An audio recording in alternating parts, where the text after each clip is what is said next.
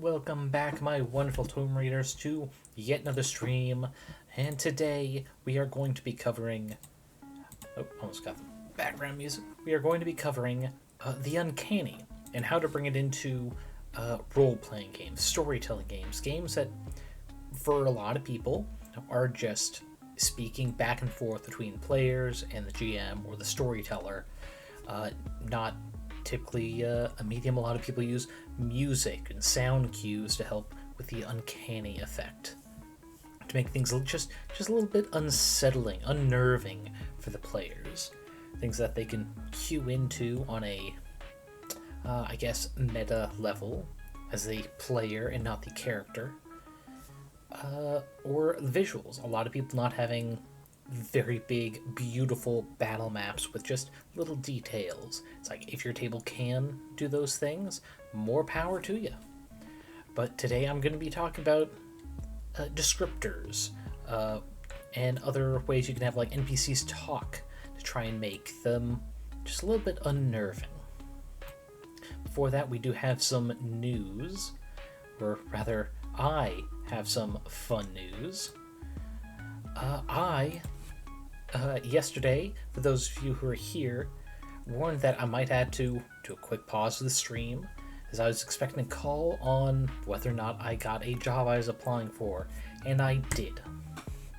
As of November 5th, I will have a new position, new place, with probably different hours for a while.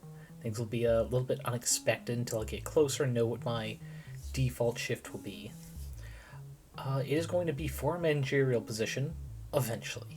I'm going to be starting on the floor, learning the location and my employees, my coworkers, and just generally getting used to things like that for about a month and a half, 2 at most.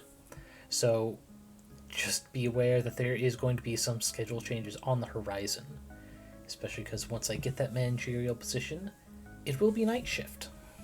So I might be doing streams just before going in, or I might, I don't know, do some pre-recorded and then just be here to mod before going into work with a few live ones. We'll see how it turns out. But in the meantime, we have about 2 weeks until then, so no worries. There was another piece of news. Oh, almost forgot. I mean, this isn't the news, but, the Halloween outfit. For anyone else who may not have seen it yet, I do know I am recently back from the hiatus of just in-depth job searching. But yeah, I've got the example, the inspiration, down the lower left, Lucifer, from the webcomic Paranatural by Zach Morrison. And the news in relation to that is, he actually just wrapped up Chapter 8. So if anyone is perhaps interested in this series that follows mostly this group of 4 middle school kids, all with ghostly powers, where they have to worry about spirits and possessed items and what have you on top of their schoolwork. And in the course of 13 years of comics, he has, for one, improved his artwork incredibly. He has also sprinkled little bits of foreshadowing, hidden his jokes and humor that actually just fit within the pages themselves, but have been slowly building up to the massive events that kind of rocked the universe and some of the major characters' goals at the end of Chapter 8.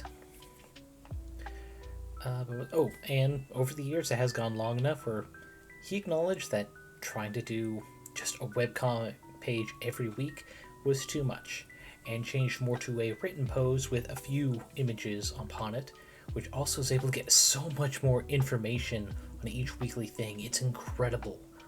Oh, and in fact, on top of that, he's also, for those who are doing text-to-speech, heightening that for the people who don't have the best vision, there is also a full script underneath the page, so people can listen to what is written on it so much better.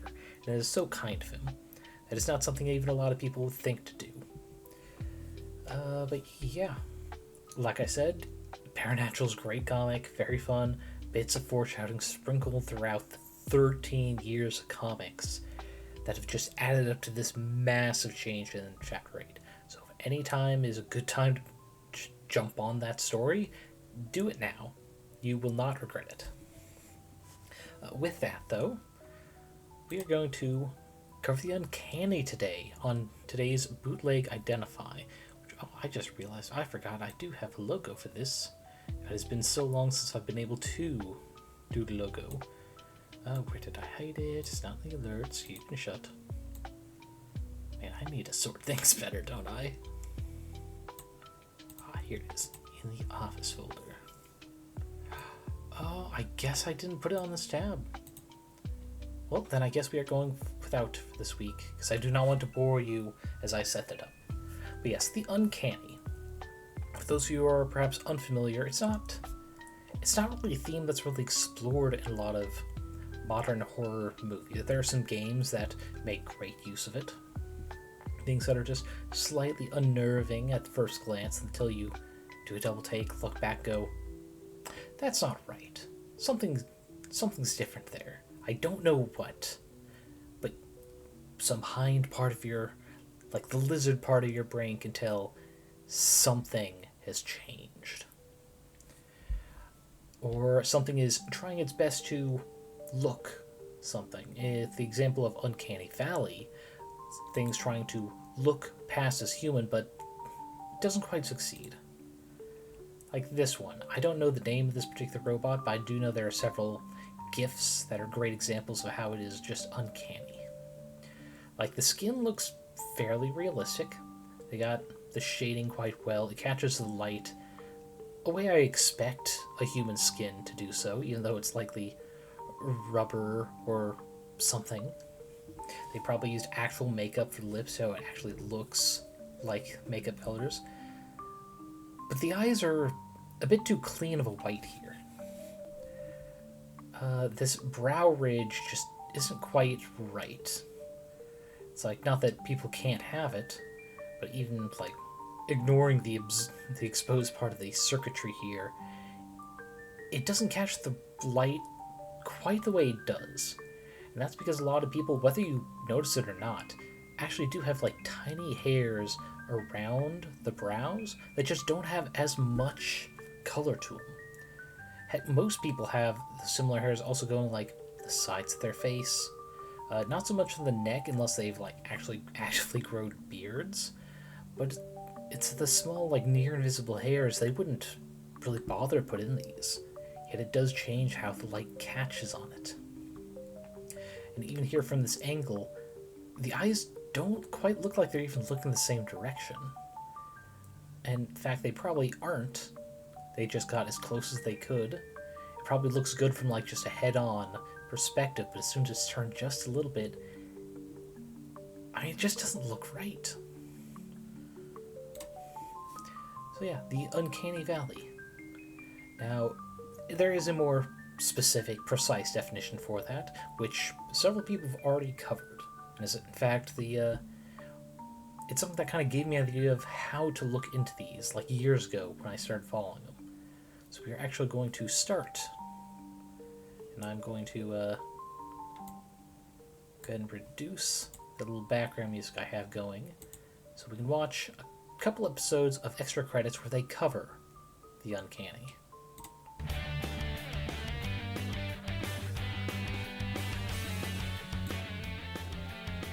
There we go, that should be good. Hey guys, today we're going to talk about the Uncanny Valley. I'm sure some of you are probably already very familiar with this topic, but I'm always surprised to find how many people haven't heard of it before, or who have heard of it but don't know what it is. So, enough beating around the bush, whatever that means, let's do this. Let's start off with a little history lesson. The concept of the Uncanny Valley was introduced in the 70s by a Japanese roboticist named Masahiro Mori. The story goes that Mori liked to build robots a whole lot, and over time, he started building his robots to look increasingly human-like, and the more human qualities he gave to his bots, the more people liked them. Their vaguely human characteristics were charming. They looked like big, bolted, awkward children, and everybody loved them. But as Mori continued to improve his humanoid robots, adding synthetic skin and rudimentary facial expressions and such, he discovered a strange trend. He was surprised to find that people didn't respond to these new robots so well. Oh sure, other members of his field were impressed with his advances, but just being around these robots made people uneasy. This observation led Mori to come up with the theory of the Uncanny Valley. The premise is simple. If something that is clearly not human is given human qualities, we find those qualities endearing. But give it too many human characteristics, and it starts looking like an imperfect simulation, which we find kind of disquieting or even revolting.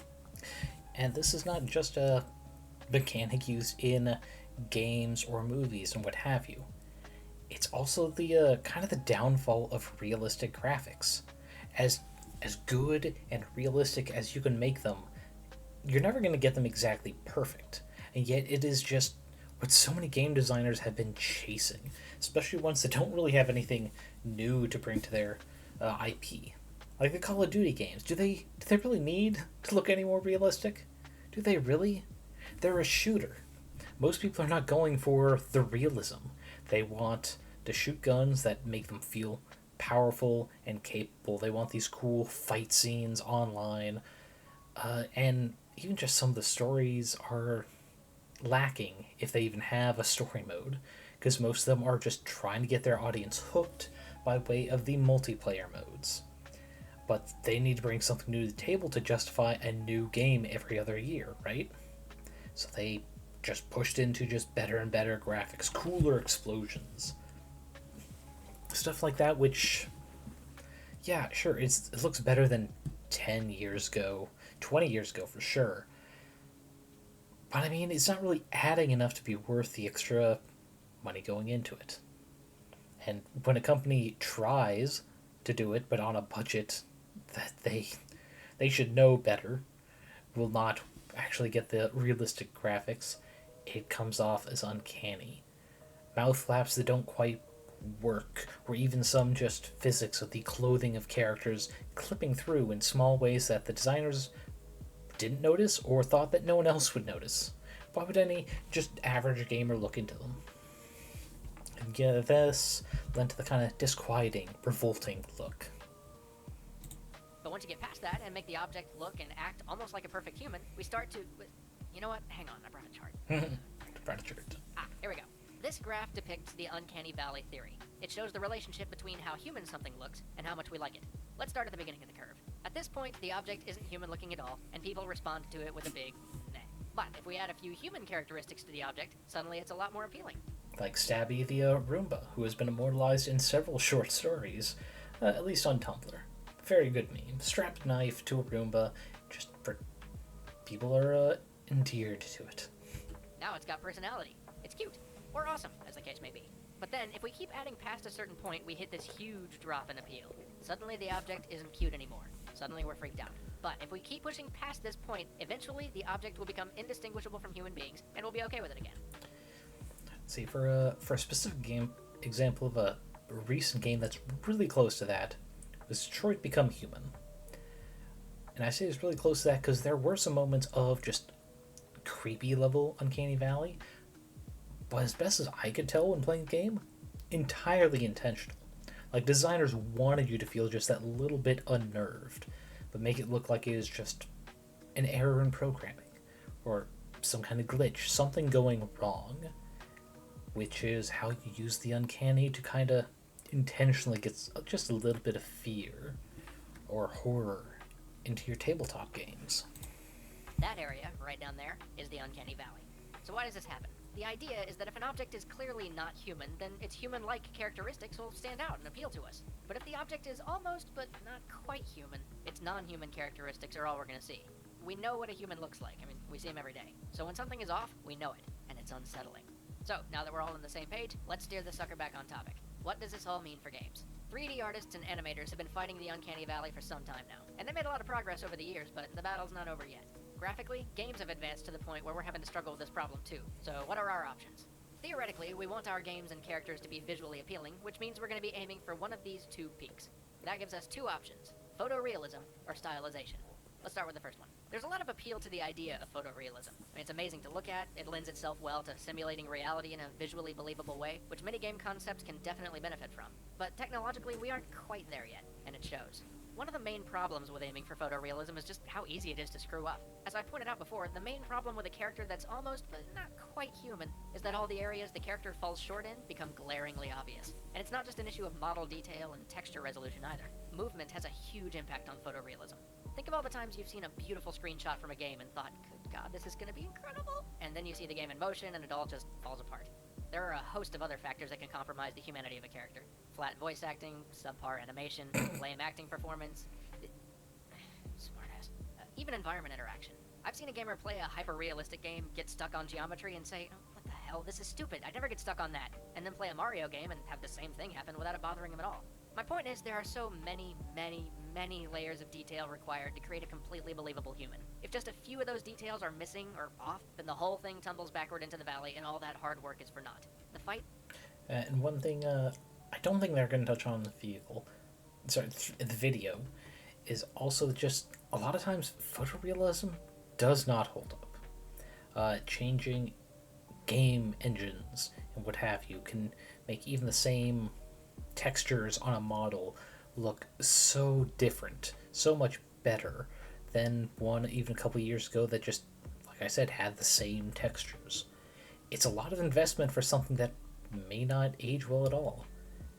And touching into the next topic of going for photorealism or stylization,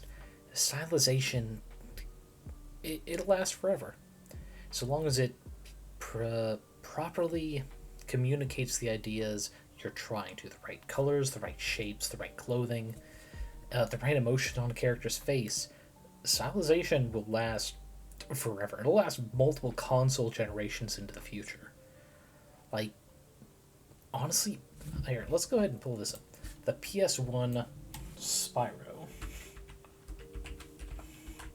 versus, I think it was PS3 the remake was on. Like, look at this. They went a more realistic take on Spyro. Made it look like there's actually really good texture, more variety and depth, and the physical texture of the model rather than the appearance, the colors. This is ugly. This is years in the future. It's ugly. This one, that was the PS1. It's honestly not that bad. It looks even better on older TVs, the ones that aren't like LEDs or what have you. God, I don't know enough about like mechanics of televisions. Like older ones, it really doesn't look all that bad. So let's go PS3 versus the PS4 when they remade it. While there is a bit more depth to it, a bit more realism, it's still largely stylized, and it looks good. This will also last years and years without people going, it's like, well, they could have gone more realistic. It's like, who cares? It's a kid's game. It's not trying to emulate the grit and horror of real world war like several Call of Duty games. It's fun, it's whimsical, and it fits. So yeah, photorealism versus stylization, it's a choice. Or even a photorealism that works today in a couple years might start to look like it's edging towards Uncanny Valley itself, just as some people stubbornly stick to further photorealism. We'll go ahead and finish up this video. To create believable photoreal characters is a huge money sink, and it's a very, very easy battle to lose. Let me give you an example. You remember that Final Fantasy movie, Spirits Within? Square tried to create a film with photorealistic CG characters, and it did look pretty cool, especially for the time, but you remember how awkward and vaguely inhuman the characters seemed? Now, think about The Incredibles. Even though they're clearly stylized, caricatures of humans really, they look more lifelike and human than anybody in Square's ill-fated movie. And even though it's been over 10 years since Spirits Within, even with all of the technological advances we've made in that time, the same trend still holds true today. The characters in all of these movies continue to kind of just freak us the hell out, while the much more caricatured humans in these films somehow seem way more human and lifelike by comparison. On that note, let's have a look at our second option, stylization. Go ahead and make a quick mental list of your favorite game characters, just the first 5 that pop in your mind. I'll wait. No, I won't wait. Let's just look at a few well-known characters. Let's say Mario, Kratos, and some Final Fantasy people. These guys are some of the most recognizable characters in gaming, all extremely appealing, but not one of them photorealistic. Some of them may look more real than others, but you'd never mistake any one of them for a real live human being. And since they're clearly not human, it makes their human characteristics stand out. That's what makes Mario so cute and funny, Kratos so brutal and ruthless, and Final Fantasy characters so earnest and expressive. Those are their most human characteristics. We don't expect them to move perfectly or react to danger like we would, or when they get stuck on a 2-foot wall, we're willing to excuse it as an annoying idiosyncrasy of the medium, rather than being completely torn out of the experience. The beauty of sticking with this side of the valley is how open it is to aesthetic variety. You can go for any look you want to. You can go for a cell shading look, try a painterly style, keep it simple, go retro, 50s illustrations. The number of style possibilities are endless, and unlike the colossal expense of pursuing photorealistic graphics, even small developers can create a visually memorable game this way. Of course, this option's not without its own little pitfalls and challenges. The task of creating characters that are human enough to resonate with an audience without pushing the caricature too far is a fine line to walk. And for games that thrive on a feel of simulation, a stylized look could undermine the authenticity of the experience. It's a delicate balance. So, as you can see, in the end, we have two options when creating game worlds and characters. One, we can strive for photorealistic models and try to increase fidelity by removing glitches, improving animation, perfecting voice acting, and pretty much ironing out every last kink. Or two, we can try and perfect the craft of exemplifying human characteristics in non-human characters. I don't really think there's a wrong answer to this problem. I don't think pouring money into our graphics is a bad thing. That's the only way we're going to keep pushing the limits of the realism we can achieve, and maybe one day see what the other side of the valley holds. But it's important to remember that graphical fidelity does not equal human fidelity. The graphics whore in me is as eager as anybody to see the first believable photorealistic character in motion, but just don't forget how green the grass can be on this side of the valley. You may have noticed it's very brown looking over there. See you next week. Alrighty, so let's go back to, let's see, Uncanny Valley chart. Oh. Past this point, eventually the object will become indistinguishable from human beings, and we'll be okay. There we go, full one. Alright, so, how does this can be used in games? Because like I said, most people aren't going to have graphics for every character, for every battle map.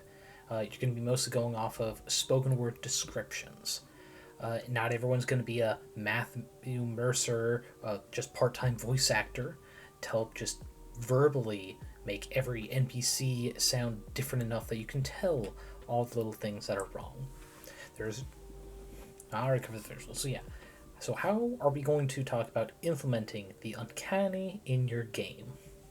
Well, the important thing is understanding how to do things right and intentionally doing them wrong. If you have any kind of just variety in your voice acting for NPCs, you can intentionally make some stilted, speaking at a weird cadence, unnatural pauses to specific characters to make them feel a little bit off, but not exactly like the players are just going to go, okay, something's wrong with this dude. They might go, okay, the DM is giving them a verbal tick or something. Giving them something to make them important to what's ahead, or else why put this effort into the voice acting? Make them this stand out different. So that's a way to get your to get your players to pay attention to certain characters, knowing something is up, but not knowing what. Which is the first step of intentionally making something uncanny. Descriptions of just funny walks, perhaps make them sound like they might be wounded or have some kind of physical condition, maybe a really old wound that never healed right, got infected something, or perhaps a stumbling gait due to being part of some cult. These are ways to help signal to your players that something is wrong, but not in a way that they will immediately know. And just the further and further, the deeper they get into these particular moments, you can just start cranking it up further and further. You can even perhaps start making NPCs speak of things they shouldn't know. Maybe speaking something like as if they knew something of a character's backstory. And when called on it, they're like, no, I didn't even know about that. Just first thing that came to mind. Knowing things they shouldn't. Till eventually you can ramp it up to full-on meta-knowledge of the plot. And I guess I accidentally hit 1 at some point. There we go. back to the Halloween spooktacular mask. But yeah. So the best way to, intentionally do things wrong is look and see how to do it right and just do the opposite. Like I said, there are two. Horror that lingers, how the uncanny instills fear. How long has it been since somebody created a piece of horror that really stuck with you? One that chilled you to the bone and left you looking behind your shoulder, or made you pause before you turned off the lights at night? It's been some time for me. Most of the horror movies released today just don't really get to me. Even a great film like Cabin in the Woods, it's strong because it's a deconstruction rather than because it offers us a real step into the darkness. And horror games have been trending further and further from that grim reflection of ourselves that we saw in the old Silent Hills or Fatal Frames. Some horror games have drifted toward the action-packed, zombie-stomping power fantasy side of things, experiences which may be intense from moment to moment, but certainly don't qualify as true horror. Other horror games, especially recently, have delved into the jump scare, hide from the monster type of experiences. Games which are very much about terror, but they aren't exactly what I'm talking about either. Although there are a few ways you can use the kind of like jump scare type methods to bring horror into a campaign. I think they do pair well with the uncanny if used correctly. For example, something I do from time to time, not exactly in horror situations with my party, with my players, but just to help let them know that something's wrong, they just don't know what, is asking for a saving throw with no actual mechanic to worry about. They roll low, it's like, well, you don't know what happened, it's just best luck in the future. So the players know something's wrong, but the characters can't act on it. They roll high, however. You just tell them that. It's like you feel like some force was trying to act upon you, maybe your party, but you managed to shake off their influence. Now they know something's up. They know something's wrong with the environment. In fact, you can tie this to a perception check. Obviously, low result, they don't know what's wrong. Their character can't act on it. But if they roll high, you can say, oh, you don't see anything in the moment, but several minutes later, you were suddenly struck by a thought. It's like, was the washerwoman trying to get bloodstains out of that shirt? Or was it just like really bright, like clay or mud? Did that dog that was passing through the street only have 3 legs, or was that 5? It was certainly an odd number. Just little details like that. Little more moments of something out of place that aren't necessarily themselves threats that they should have acted on in the moment. I'm talking about real psychological horror, the kind that sticks with you long after the experience is over. PT is in many ways masterful, something we should talk about in its own right, but it stands as an exception to the long-standing rule. PT was great. I'm just gonna be honest, I never got to play it myself. I did not have internet access at the time to get the demo. And God, I hate that they got it removed. But it's like, that was a great example of uncanny types of horror. Love it. So what's happened? At first, I thought perhaps it was just that I've grown old, that the terrors of my youth are but fancies in my age. But then I came to the realization, much of modern horror is actually created to make us feel safe. Sure, it'll give us a jump scare here and there, it'll throw in some gruesome imagery, and it'll surprise us or fill us with disgust in the moment, but these feelings are meant to be fleeting. You're intended to leave the theater or put down the game and laugh about how silly you were to jump or to be frightened. You're supposed to feel powerful for not being scared, or for knowing that you can overcome that horror. You're supposed to go joke over coffee about how not scared you were, or snuggle up to a loved one. In general, you're supposed to leave the experience aware of how comfortably safe your real world is. And it's not that this is supposed to happen on a conscious level. Often, only the best creators of this form of horror are even particularly aware they're doing it. But insofar as this form of modern horror works, it works because it leaves you, on some subtle level, feeling safer about the real world we live in, rather than leaving you scared of the possible world it created. Now, there's nothing wrong with this kind of horror. I think it has its place. But it's not what someone like James wants. And he will be the first to admit that perhaps he carries some damage with him. That wanting horror experiences to linger in one's mind long after the experience is over might be kind of weird. But it's what he looks for when he enters into a horror experience. He wants to feel that fear. He wants to know that side of himself. There are 1,000 ways to do this as we explore different sides of fear, some of which we've talked about in previous episodes, but today we're going to go into more depth talking about one, the uncanny. The uncanny is that sickly, creeping sense that something is wrong. It's this feeling that you can't shake, that gets under your skin. You can't put your finger on it, but something is out of place, or not quite right. Long ago, we talked about the Uncanny Valley, that place where a robot or a 3D model looks real enough for your brain to interpret them as being human, but something about them is just slightly off, enough so that it triggers a feeling of revulsion and disgust. That's sort of a microcosm of the uncanny in general. You ever wonder why a flickering light in an otherwise normal scene makes it so much more ominous? It's not even about fear of the dark. We get this sense even when we see a flickering light in an otherwise well-lit scene. And it's not just the irritation of something flashing on and off either. Otherwise, we'd just be feeling annoyed rather than unsettled. It's the fact that it doesn't belong there. Our brains understand what a normal house or a hallway looks like because we see them every day. On some subconscious level, we know that the flickering light is wrong somehow. Any well-maintained place wouldn't have such a thing. Thus, it makes us tense. It makes us feel like something is wrong in this room, and it makes us look for whatever else might be wrong. It sets up that anticipation that horror pieces so desperately need before they throw the main scare at you. David Lynch is a master at this. If you want a doctoral class on the uncanny, just watch Twin Peaks. Every scene, every line of dialogue, even the way the actors deliver their lines is stilted and unnatural, yet not so unnatural that you can resign it to the realm of fantasy. The reason we can so easily brush aside many of the monsters in modern horror is that they so clearly exist outside of anything we would accept in our real world. And because they obviously can't exist in the real world, all you have to do is put down the film or the game and bam, you're safe.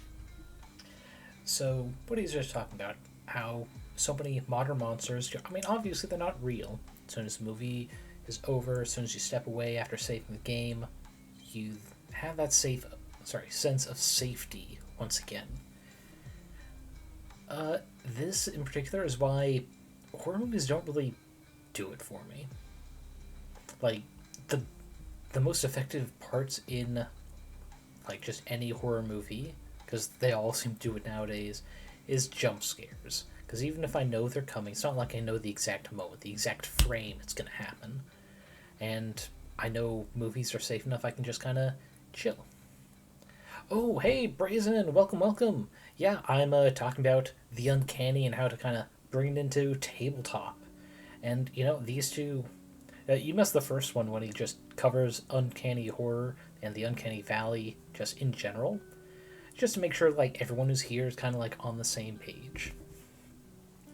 Yeah, I was actually just talking about how my favorite parts of horror movies, like, they actually chill me, that it's, like, easy to feel fear even after the movie, are the sorts of horror movies where you don't see the creature immediately. Like the classic Alien movies, the first two, and some of the third, where, I mean, you know there's something there. You know the general shape or texture of it when they're caught in the light in the background. So, oh, hey, welcome to the Tome Readers, Gopi. I'm not sure how I should pronounce the Nimic part, but yeah, welcome in. But yeah, the best part of horror movies to me are just when you don't see the creature, when you don't know the shape of the thing, and go, oh, that obviously can't be real. But the tension, the knowing that there's something there that's picking off these crewmates, that you only get to see a couple seconds before just the scream or the splatter of blood to let you know they're dead. I think those are the moments that are actually really easy to bring into the tabletop space as well. You don't have to have horror cues about it, and you can actually present some of those scenes in ways where the players know, but the characters don't. It's like, alright, well, you guys are setting up a room for the night at the local inn. We're going to cut away to the other side of the city, where some person you guys had not had a chance to meet yet, but tomorrow will know all the same. A drunk stumbles into a blind alley looking for somewhere to puke, and is just one moment in between gasping, spitting moments, is suddenly lifted with a gurgle as he can no longer breathe, his alien hand wrapped around his neck, slammed into the wall until he no longer gurgles, and dropped noisily. It's like little moments like that, knowing that there's something wrong in the town, but your characters can't know exactly. It's like, especially for a one-shot or maybe a two-shot for the coming Spooktober season. Let's see, Grayson says, I believe it's Alfred Hitchcock who said that the scariest thing you can put in a horror movie is a locked door. Whether it was him or not, I do agree with that sentiment. I mean, heck, as we have seen made famous by Critical Role and a few other streaming tables, a locked door can sometimes be the hardest enemy one can ever face. There's no armor class or health to take care of. You have to find a way around or through. And thus you can lose without ever losing a specific amount of health to the threat itself. But yeah, the not knowing is it's just the epitome of so much horror. Not knowing what's going to happen, not knowing the limits of the threat. And most especially with Uncanny in particular, not knowing just how bad the threat can get. This is especially true if you're using perhaps some cult summoning a fiend, or sacrificing themselves to some monster to let it grow, or perhaps one of the biggest monsters of Uncanny Horror in tabletop, even if people have thought of it as such, the false Hydra, where your party don't know any of the victims are missing, because everyone is forgetting them as soon as they're eaten. They can know something's wrong with so many citizens suddenly having just clothing that no one in the house even fits. Pet food bowls, but no pet. None they can remember for years. Just full of nasty, wet food that's just tracking flies. Or even just entire homes that are clean, pretty, but no one lives in them and no one owns them. But yeah, I think with that, I'm just going to go ahead and continue the video in case there's anything else to spark some discussion. The true master of horror's trick is convincing us that their monster might exist in our real world, and the Uncanny is a very good tool for achieving this. If Gone Home got to you at all, it's because of the Uncanny. There was nothing actually frightening in that game, but they intentionally tried to leave you with a sense of unease as you explored that house, and they used the Uncanny to do it. These sorts of moments can be found in lots of games, usually in the environment design or the enemy models. Silent Hill 2 is perhaps the game most famous for playing on our sense of the Uncanny. When you weren't in the other world, you were in a world just like ours, only subtly and horribly wrong. There, the most disturbing moments usually weren't during combat with the monsters, but rather your encounters with other human beings in the town, who were just off in a way that you couldn't totally put your finger on, but boy were they unsettling. In fact, I would go so far as to say that many of the best horror works in any medium use the Uncanny as one of the key drivers behind the tension and release cycle that's so essential to horror. And we've never talked about the tension and release cycle in horror before. That is shameful. Oh, and PT is the perfect example, too. You know what? Screw it. People, find yourself some more costumes. We're keeping this Halloween thing going. See you guys back here next week. And that'll be the next video we do. Yeah, because it is involved with it, but also I really love the tension release cycle. I think I've done a different bootleg identify, but it's such a good video to watch for just how stories can progress and how you build them up in a way that helps maintain interest over the entirety of the plot. Yeah, sorry, the video is just so close to ending. I didn't get on this when you posted, Brazen, but let's see. A TM wrote an anecdote like that, where the party got freaked out when they received a commissioned painting. They had an additional party member no one could remember anything about. Yep, false Hydra.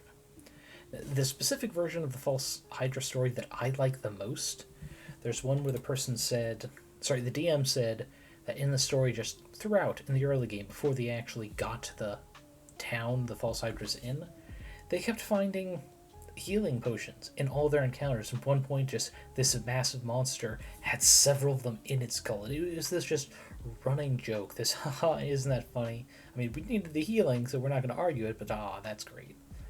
But as soon as they got in the town, that didn't happen anymore. There weren't a whole lot of, physical conflicts to worry about it, so they didn't notice it so much, but they just stopped happening. And throughout the course of the story, when they're finding out these missing people from the friend who supposedly invited them via letter, not having a family, despite having this large painting of them, a wife, and a kid. It's like, I don't know who those people are. I don't know why that's there. Next day they throw it out. And just the culmination thing, them eventually defeating the false Hydra, going through their own things, and one of them finding a trinket and several letters, revealing that there was another party member in their midst, a cleric who they were married to. And they could never find out in game because false Hydra made them forget. And of course the DM wouldn't share that, because it could just be that that cleric died at the penultimate battle, or right before it. So their memories wouldn't have forgotten them until afterward. And I think it was a very clever way to use the false Hydra itself. I'd really like to be able to use that myself. Unfortunately, it's too well known my players would know it. And while they would not metagame, it would kind of limit how I could present little hints and pieces that the false Hydra is there, just lurking around the corner. Let's see. Is there a related video here? No. Okay. So I'm gonna have to go to their channel. Are you looking to learn more? Okay. Attention pin. Please. There you go. That's the right one. But before going into this, we are going to listen to one of the false Hydra ones for perhaps anyone who's unfamiliar with it. It is well worth it. D&D.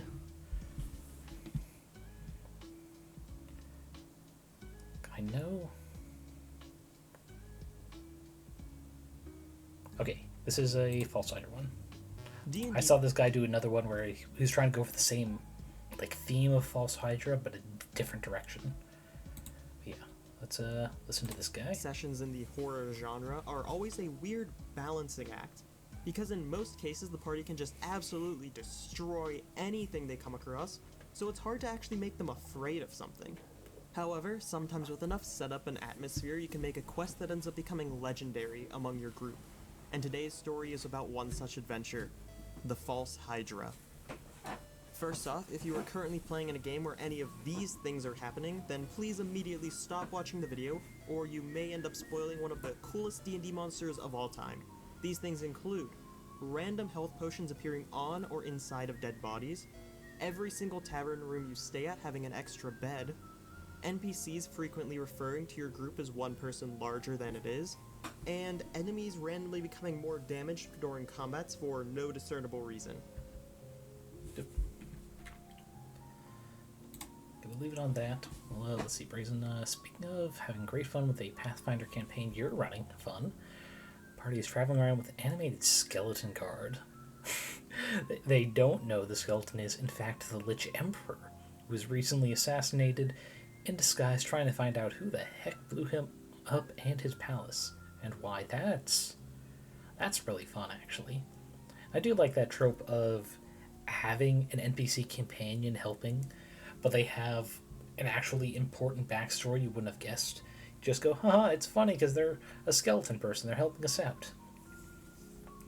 Or like in Howl's Moving Castle, the turnip-head scarecrow who's actually the prince of another nation, which is actually made a lot more clear and foreshadowed in the book version.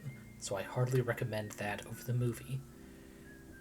But yeah, just sidekicks and NPC hiredlings or temporary companions. Great fun for getting little lore bits on the side.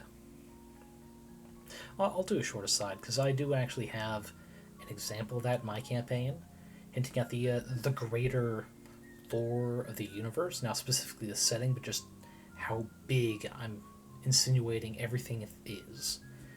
There is an elf who is not really known in the city. Like, she comes, trades furs and leathers from time to time, but mostly is just self-sufficient, living in a nearby jungle. And we're a couple months after the big event of my campaign where magic suddenly comes back to this modern world. We have guns and cars and what have you, and they don't really all work against creatures so much. But this person, just being elf living in the woods, not that strange. A lot of people randomly got turned into races. Ooh, Bryson saying, must be stated that the campaign has abundant skeleton guards, uses incorruptible city guards. And after the Emperor blew up, most of them have attached themselves to certain people or places, rather than patrolling larger areas. Yeah, exactly. A little detail like that just makes them, oh, cool, a little side thing, and they think that's the lore. And then finding out, no, your specific one has greater lore.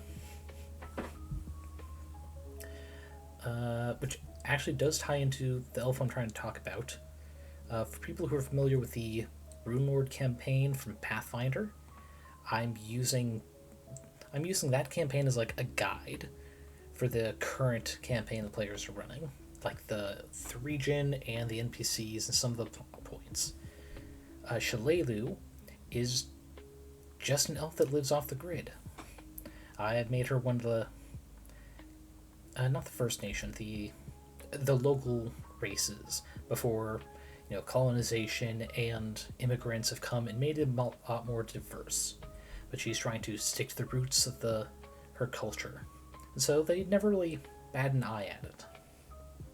Later they discover she's not only not from the region, she's not from this timeline. During the event, she got kind of lost in the Feywild and came out to the wrong prime material. But, she's a good hunter. She's able to make enough money just curing leathers and furs and what have you. And later it just came out, and it doesn't really affect anything they can do. They can't help her find her way back, but just letting the players know how large this world can be, how all the threats they face may not necessarily have just originated from their own prime material. How the threats can be worlds spanning, timelines spanning, and puts a lot more perspective just how dire the threat they're facing of a Runelord coming back just might become. Also, hello Barango, welcome in. You missed a couple videos. We're talking about the uncanny as horror, especially leaning on the uncanny valley of things that seem pretty human, but not quite enough. Some details lacking, making them unnerving or scary. In particular, we are about to start a video on one GM's version of the false Hydra with his group. But yeah. These are the signs of if it is currently happening in your campaign, maybe step away from this video, step away from the stream, as your GM might be trying to set it up within your group. I think that's a good enough warning for anyone to go away. If you must leave, I understand. But let's see. Oh, Brace Bird, one awesome uncanny monster. Like the doppelganger, yes. That's actually one of the examples I was going to bring up later, along with non-standard mimics, ones that aren't doors or chests. And enemies randomly becoming more damaged during combats for no discernible reason. Has everyone who has seen any of those things in their games left? Okay, cool. On to the actual story. Our story starts on a cold, dark night, as the party was arriving at a small farming village on the edge of society. They'd recently gotten a letter from an old friend that was mostly just detailing how his new life here as a farmer was going well. Except in the middle of one of the sentences it had the words, "Help me for the love of Palor, help me," scrawled hastily. As the party rode into town, they noticed a man in ragged clothes with unkempt hair standing in a dark alley, using charcoal to write the words, "Look up," on the wall of an old abandoned warehouse. "Sir, what exactly do you mean by look up? For all I see when I gaze upwards is the beautiful starry night, and if all that you wish us to see is the beauty of nature, then I thank you for that. However, this seems like an odd way of going about that." The man didn't seem to hear the players, or at least he didn't acknowledge whether he did, and so the party quickly moved on, traveling towards the only tavern in the town. However, they were interrupted when they heard the familiar voice of their friend Baruch. "Peter, is that you? Thank our Rathis you're here." He proceeded to tell the party about a group of criminals known as the Westbound Imperium that had arrived in town and how he believed that they were planning something. Baruch had a friend who was an alchemist who was setting up an ambush against the criminals tomorrow evening, and he wanted the party to help. but the party had a few questions about the town before they left for the tavern. Baruch, do you by any chance know what that castle-looking structure on the hill overlooking the town is? Of course, that's the Lord's Manor. Yes, but what is the Lord's name? Oh, we've never had a lord here, it's just called that. Well, then who lives there? Nobody lives there, it's just been there as long as we can all remember.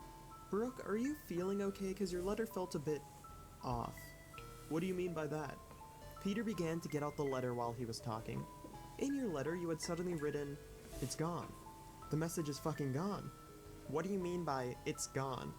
I mean that the part about how he needs help, it's gone. It's not in the letter anymore. It's just disappeared.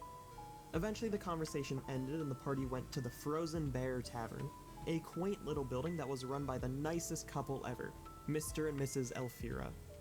Oh, you six look cold. You can have your room for the night on the house. And don't forget there's a complimentary breakfast in the morning. You said the 6 of us, don't you mean 5? Oh, of course. My apologies. The party then walked up to their rooms and went to sleep, ready to fight the Westbound Imperium tomorrow. However, when they woke up, Garand the Hobgoblin Paladin felt a slight pain on his chest, and upon looking he noticed that there were words faintly and crudely scratched into his stomach that read, "Why do you ignore it?" He then noticed that there was dead skin underneath the fingernails of his left hand. Wait, did I write this message to myself? I don't remember doing that. I think that it's whatever it is that's in this town. It's some form of mind control, and I think it's taking over the other people in the village. Wait, is this thing going to take over my mind? I think that we should leave as soon as we finish dealing with the Westbound Imperium. I don't like the idea of staying here any longer than we need to. While Baruch did give us this job, I don't think it's why he asked us here. It's nice for the money, but I'm staying to save my friend. So yeah, as you might have picked up, at least with some of the animation, something is wrong. Some things are suddenly appearing, disappearing, and the players themselves are not able to quite put their finger on what is wrong. Even though there are some strange things happening, like the paladin potentially having carved a message into his own chest for whatever reason. Small things that don't necessarily add up to a haunting, though they can come across as such. I mean, you heard the players, they thought maybe there's some kind of like mind control thing going on. They don't know. And that's what makes the Uncanny so good. Like the horror movies I spoke of earlier, where you don't quite know what the monster is, what it can do. You just know there's a threat out there. So just pay attention to some of those details this GM mentioned. Like the tavern keeper saying that there are one more people than they actually had in the party, what have you. Oh, which part did you miss, Barango? The animation in the background, or? Because I can actually go back to that. We're at 409 here. It should have been when they were still downstairs. Aha. The movies. Oh yeah, you weren't here. We just talked about how my favorite part of horror movies is just before you actually see the creature, when it could be anything. That's where I find the truly scary things is. Like, sure, jump scares can like spook you for a moment, but that's more that they're sudden. You can't expect them. But knowing in general, I don't know, Freddy Krueger attacking you in your dreams and your nightmares and can kill you in real life. I mean, as a viewer, you know that's not real. That's magic. So you can come away from the story not still feeling that fear. Just, okay, well, it's all fake. It's fine. We're good. Yeah, using it in games, especially in Halloween stories that are going for a few sessions, you can't quite leave your players with that same sense of safety. There needs to be a little something in the back of their head that goes, but what if it is happening? We haven't noticed in real life. Is this a mundane thing where people are just gaslighting us, or is there some greater threat? We went out to the warehouse where the ambush was happening, and they managed to kill all 4 of the targets. However, something strange was happening during the combat. They'd randomly have health potions appearing. Like they'd cut open an elf and suddenly a health potion would fall out. And this had been happening for most of the campaign so far. However, the party didn't think much of it, and so they went back to the tavern to celebrate their victory with a night of drinking and card games, before eventually they went to sleep. Ooh, I actually, now that you bring it up, Rango, I actually liked Us. I think that was a very good one. In fact, I think that and Get Out are both very good examples. Like, they're both made by the same, the director. Is it? I think it's Jordan Peele? I'm really not good with a lot of actors' names, especially when they're not in, like, big blockbusters getting advertised all over the place. But he does great horror. Yeah, it is Jordan Peele. Awesome, thank you. I think he gets modern horror right. Because both those movies, while fantastical and things that won't actually happen, they're realistic enough that some of it still kind of sticks with you. Like part of your mind understands that it's a metaphor for actual problems that are happening. So yeah, if anyone's interested in other ways to do uncanny stories that are not something like the false Hydra, where your players might understand, both Us and Get Out are good examples of potential plots you could use for a one-shot.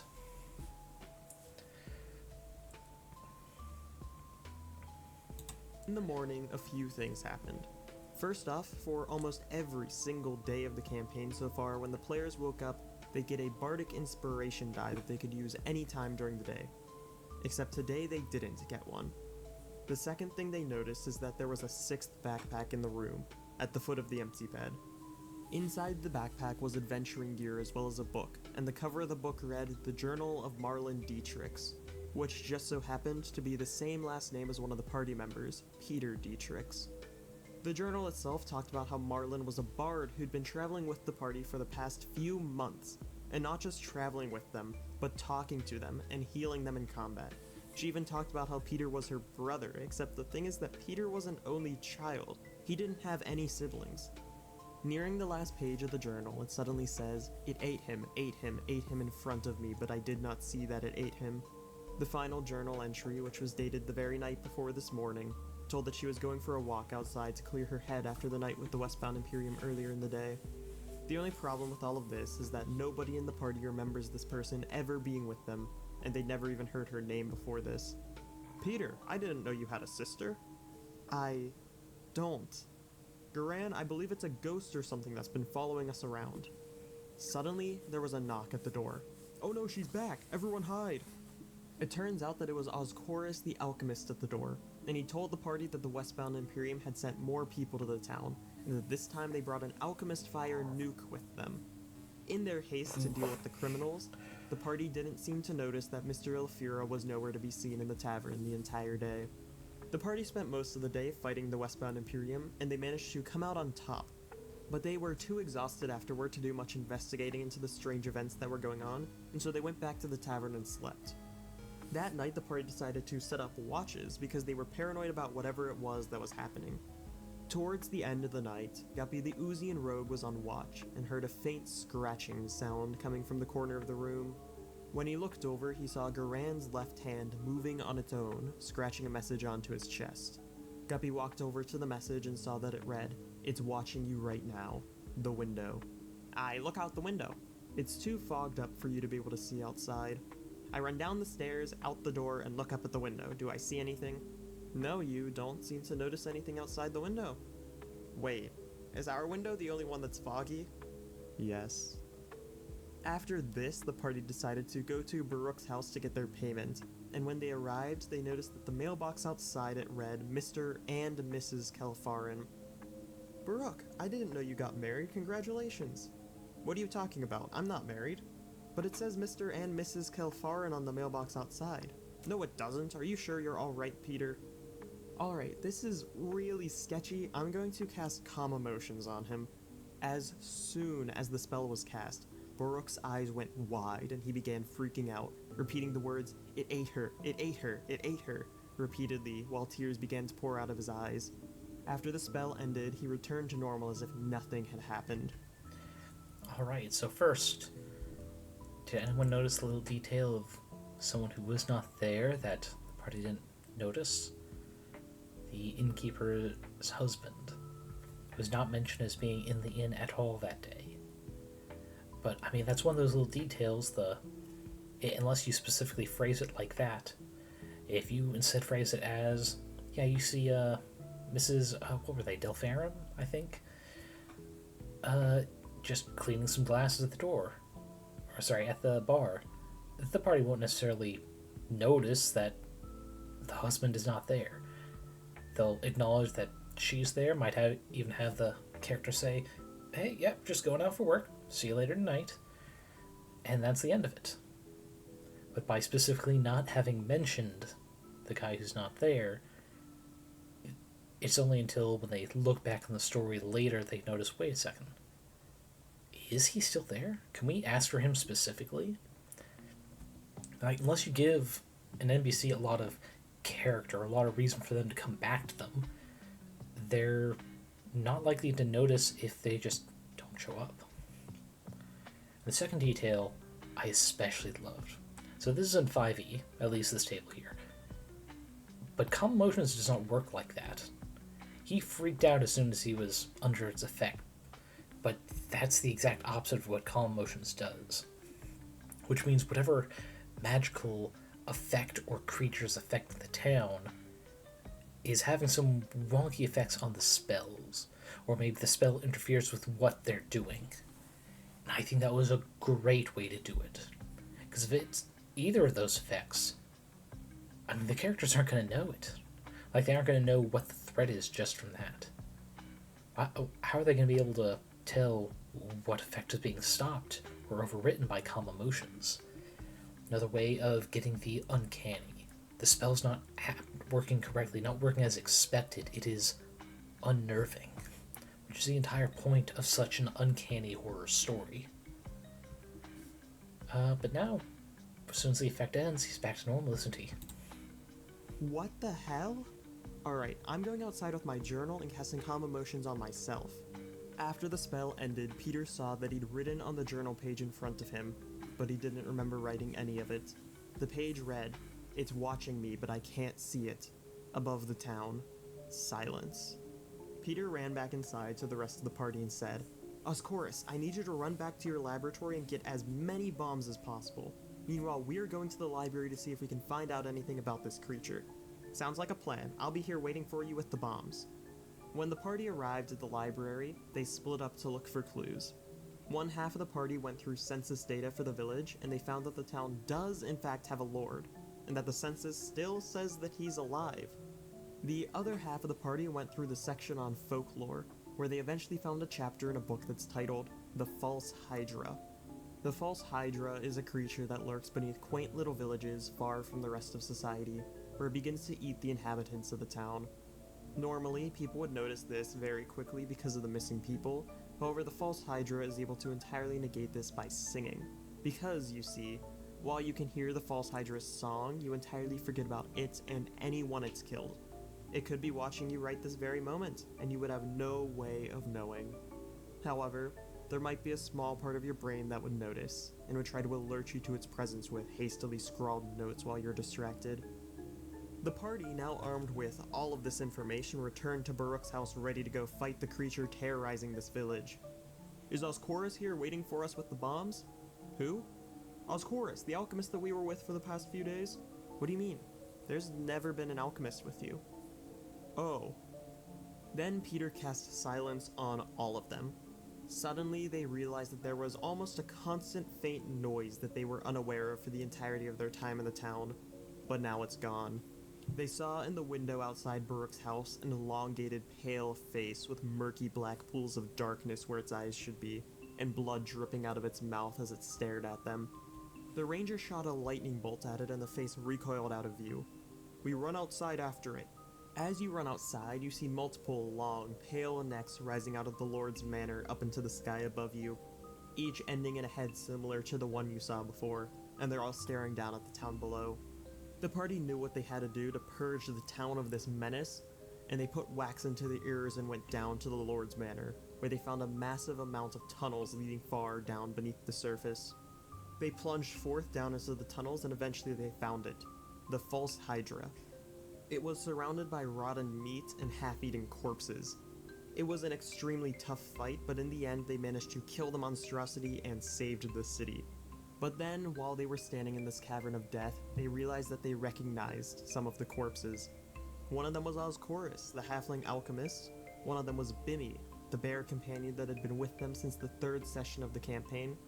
And finally, the last body was that of a bard. She looked extremely similar to Peter, and when they looted the body they found a sending stone. I activate the sending stone and ask, "Who is this?" You hear a buzz in your backpack. Upon looking inside, you find the other half of the sending stone pair.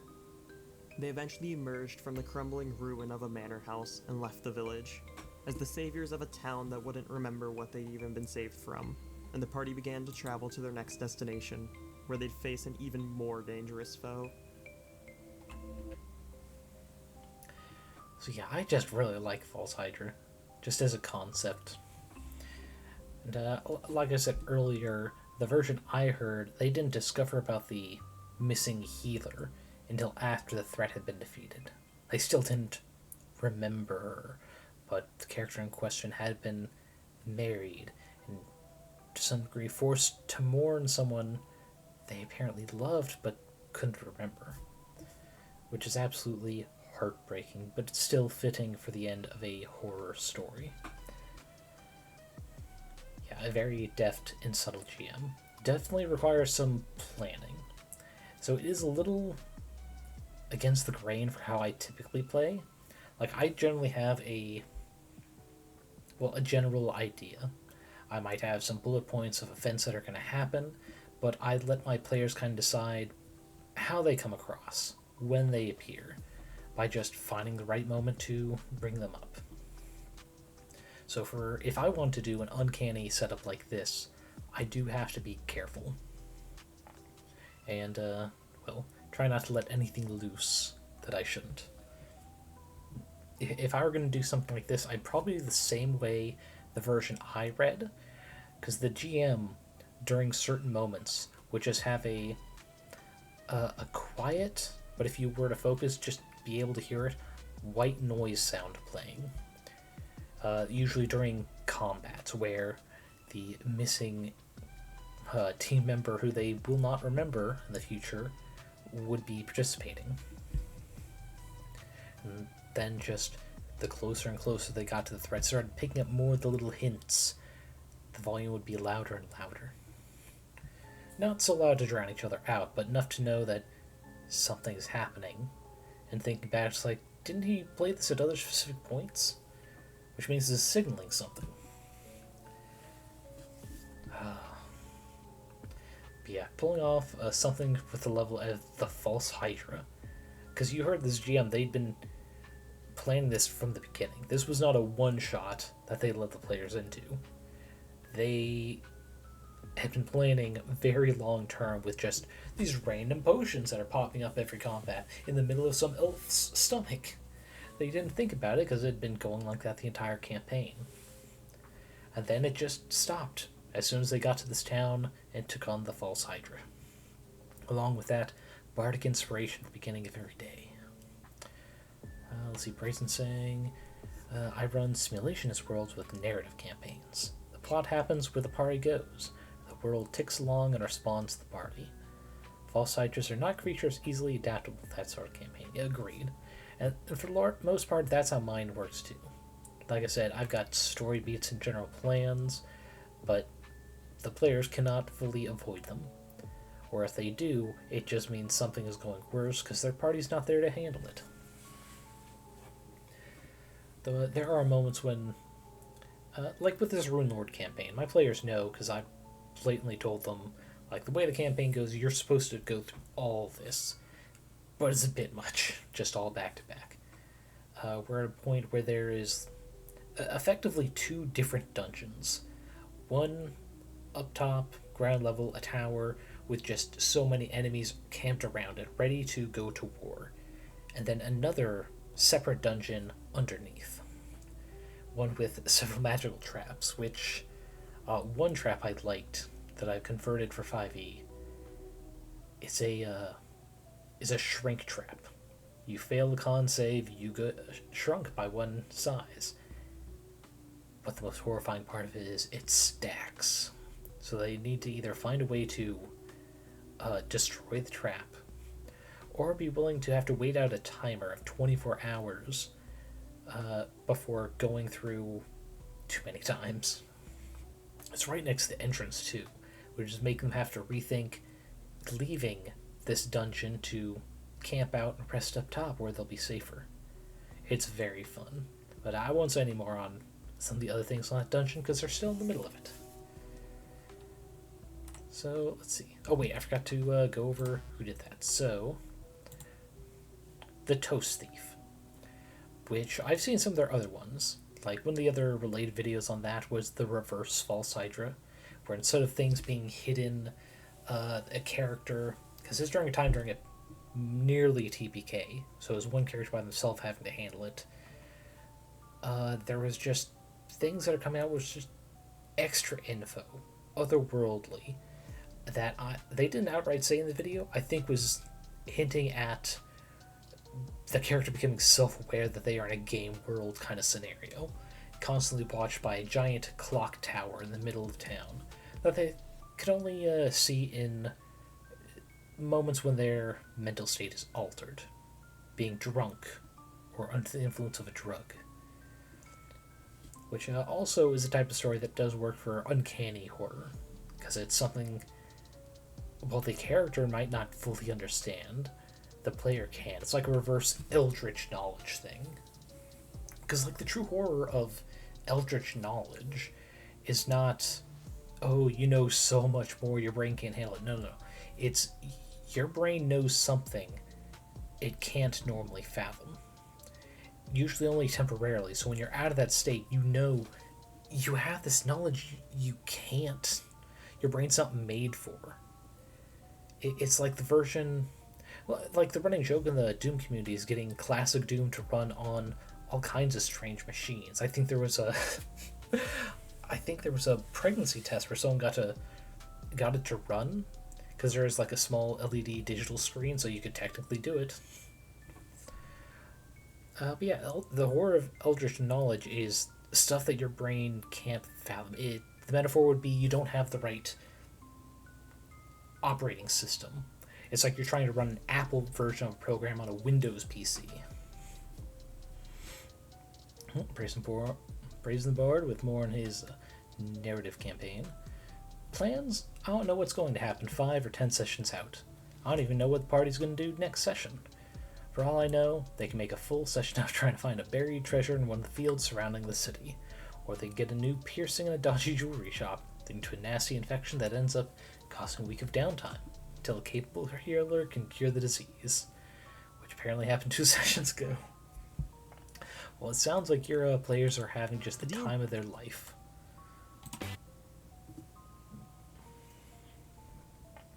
But yeah, I do like narrative campaigns like that. You can follow whatever story you like, and you'll find it. So, be careful. But I actually think that's a good stopping point to go into the tension cycles, especially with how horror games use them. I believe one of the examples they're going to do is Outlast, which is a game series. I think the first one was you're a news reporter going to a mental asylum looking into a story. You get trapped inside. And a good chunk of that game is the uncanny with moments of shock value and running away. I think where the uncanny horror in particular really shines in moments where the character you're controlling physically can't fight back. They've got no choice but flight, and the choice between fight and flight. And it really amps up the horror. You're out of your depth, you're out of control, you can't fight your way out of the problem. And true horror tends to have elements of loss of control, which can be tough with some video games, especially with tabletop games, because maybe not all power fantasies for players, they do want some semblance that they can actually succeed, get out of their problems. You can't take away all hope, or it's not really fun, not unless you're going into the work without expecting that loss of control. Yeah, guns that work on the monsters make for worse horror games. Now, there are some that do it well. Deep Space, I think that did great. It may not be a pure horror game, but I think it did the horror well that it had. But yeah, it's a tightrope line to walk. You gotta be careful. The one ways I do it, because yeah, I did bring it up earlier this stream and in other streams, I do a modern campaign where magic, monsters, gods are only a recent thing to just kind of like come back. And one of the things that make it so they can't just like nuke a dungeon to solve the problem, modern weapons just aren't as effective. For whatever is causing these creatures to appear from other planes or be created, mundane weapons just aren't as effective. But that's getting away from the tension cycles we're going to go into next. So let's go ahead and get this started. But we're going to call it a night? Yep, no problem, Brazen. You enjoy yourself, and hope to work tomorrow is not all that hard. See you later. Welcome to the second week of Halloween, because one's never enough. I gotta say, I am shocked we've never done this topic before. I feel like we must have, but I can't seem to find it in the archive, so alright. This week we'll be talking about the tension and release curve for a horror game. You remember that video about pacing and interest curves that we did ages ago? If not, you might want to go watch that one again to refresh, because we're going to build off of a lot of the stuff we said in there. I'll put a link down below, and there's probably an annotation somewhere around me. Alright, here we go. In horror games, the goal is still to build the same basic interest curve you... Okay, before we continue, it's like, anyone notice similarities to the Uncanny Valley? The whole, like, dip and rise to just keep interest. Yeah, there's just it's a common pattern for trying to keep interest amongst people. Let's go back a little interest bit. Curve you would in other types of games, but how you go about that in a horror game is radically different than in other genres, which is something that's too often misunderstood. So let me put the question to you. How do you ratchet up the interest in a horror title? This is actually a really tough question. It's the reason that so many horror games seem to have given up on horror entirely, instead turning to all the tried and true methods we know from action gameplay to craft their interest curve, and just layering a horror skin on top of that.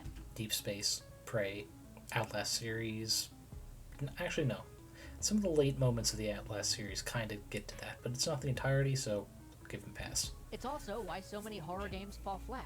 Even when horror games don't give up on horror, many of them think that in order to build up interest, they need to pile on the scares and the surprising or disgusting moments, packing the game with traditional horror genre moments at every turn. But those horror moments aren't actually how we build up interest in a horror title. They are the payoff, the height of an interest peak. You see, horror is about a cycle of tension and release. It's about anticipation. It's about those stretches where you know something's coming and that something terrible's about to happen, but you don't know when. The build up to the scare is as important as the scare itself. Play one of the first few Silent Hills, and compare the frequency of intense action moments with any comparable third-person action title.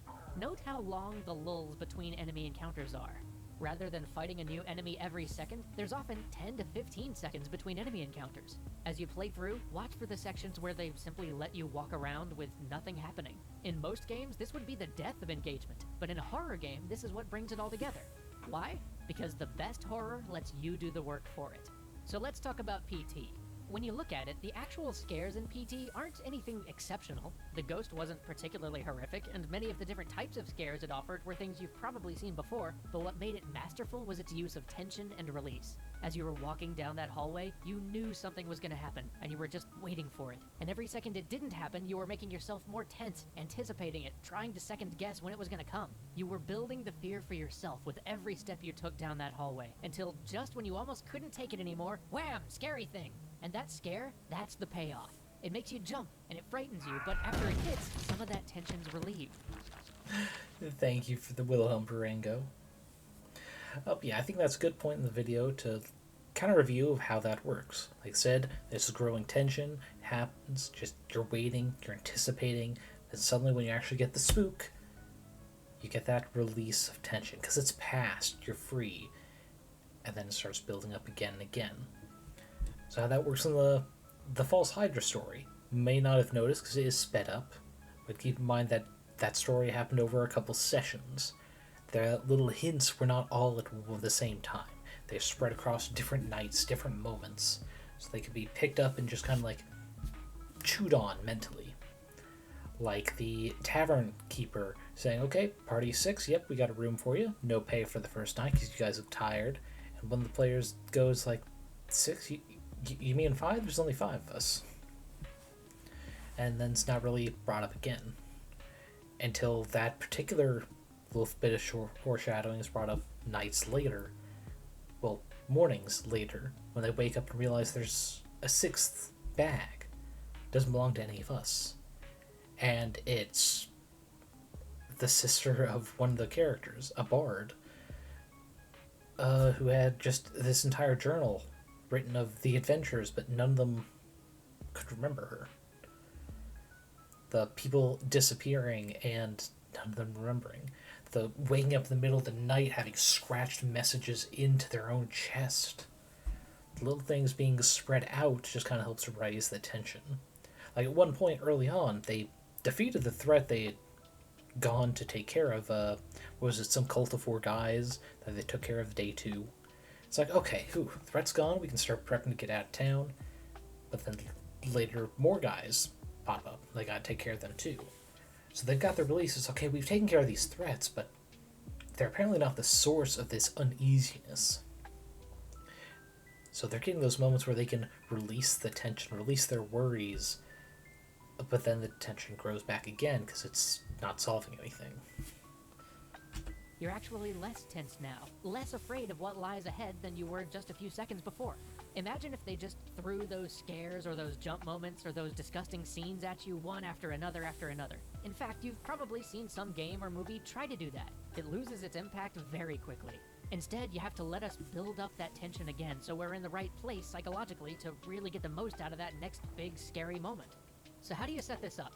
Well, there's a couple of parts that are integral to building tension in a horror product. First, they have to set you up with the expectation of the terrible. Say you're playing an action game, and you clear an area of enemies, but then for some reason you've got to retraverse through that area, which is now completely empty and enemy-free. That's not going to build tension. Boredom and frustration, yes, but not tension. In horror games, on the other hand, quiet areas make us nervous. Why is this? It's because the world sets up an expectation that something terrible is about to happen. In horror, this is a pact that the game immediately makes with the player. You get some of this just by knowing what you're getting into when you pick up the title. After all, we know that terrible things are going to happen in Silent Hill. Terrible things always happen in Silent Hill. But look at how much effort games like Silent Hill or Fatal Frame put into making sure that the setting itself is uncomfortable, that there's something not quite right there. Next, this tension is usually enhanced by letting us into a situation that in some way limits our perception, allowing us to psych ourselves out even more as we try to guess what sort of ghosts or horrors may lurk just out of sight. In Silent Hill, this is done with the fog. Fatal Frame does this with the invisibility. And before we go on from the fog in Silent Hill, a fun fact that I've always liked, maybe not so many people remember it nowadays, but the original Silent Hill, they needed that fog to make it so the system could actually run the game. Because if there's too much visible, it is just too much for that old console to handle. So when the remake happened, and well, it's consoles later, they actually have the power to run the game without having that fog hide everything, even though it was just an option to turn off. A lot of people turned it on because it's not a horror if they don't have that anticipation, that build-up of tension. It's I like it that it was originally, and this is the fun fact bit, there to help make the system actually play the game, rather than an added mechanic to increase the horror.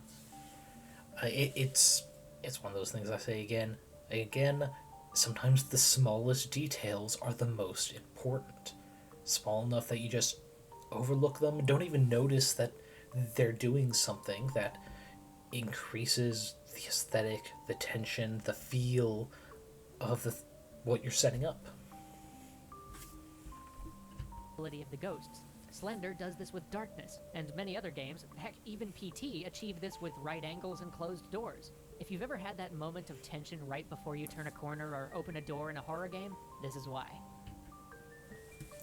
Alright, so talk about the examples they had with the tension, the things that limit the characters. One way you could do that in a one-shot, especially when you're going for the uncanny horror like we're talking about today, you could do with limited keys. limiting the ways they can kind of explore the dungeon. Or even worse, you could just have it so they are locked in.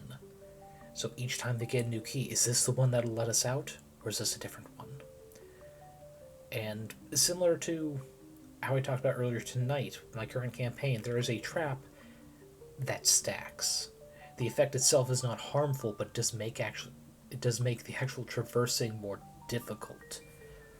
If they have to traverse past this trap every time to go check the front door, you can maintain that tension without having to add any more enemies. Or mimics. You could do mimics and just make it like they go into this dungeon or the space, this haunted house, and they could know all about that. They're known for the mimics, jumping out where they're least expected. And the most default mimics, at least in D&D, are chests and doors. But that's just modern D&D. Way back when, there are mimics for walls, ceilings, rugs. There are just about anything that can be an animated item you can just reflavor to be a mimic. And I love that. And you could use that variety to keep them on their toes. The first mimic they can run into, it could be a classic chest. It could even be a massive chest or a tomb that they are expected to be a mimic.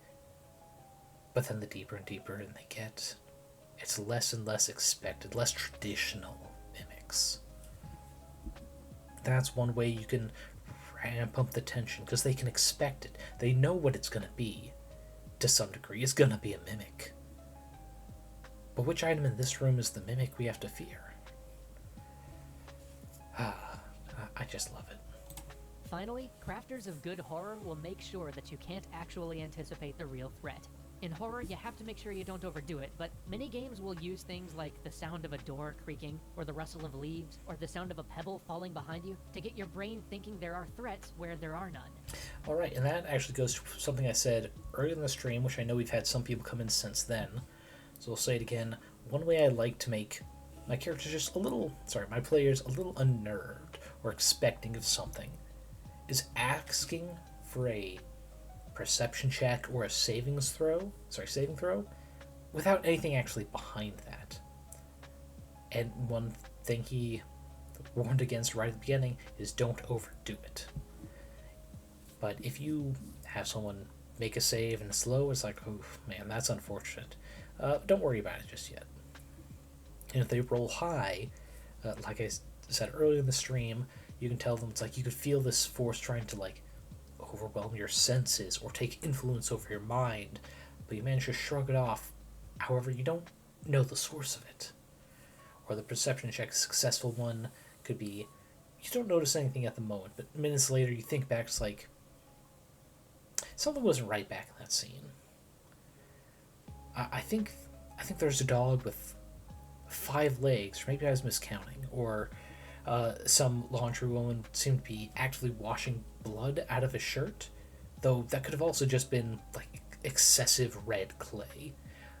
The little details that even back in that moment wouldn't have been anything worth a threat, but saying that their character didn't really notice it until later is what helps make that a fearful moment. It's like, why didn't I notice that earlier? Why was my mind stuck on that detail until just now when I realized it? So yeah, but like I said, like he said, you don't overdo it. I never do a fake saving throw or perception check more than twice in the same session. And I would say don't do it more than 3 times across 3 sessions. It should not be a every session kind of thing. But across a couple sessions for just like a self-contained horror story, like not pertaining to the overall plot, it's a good way to do it.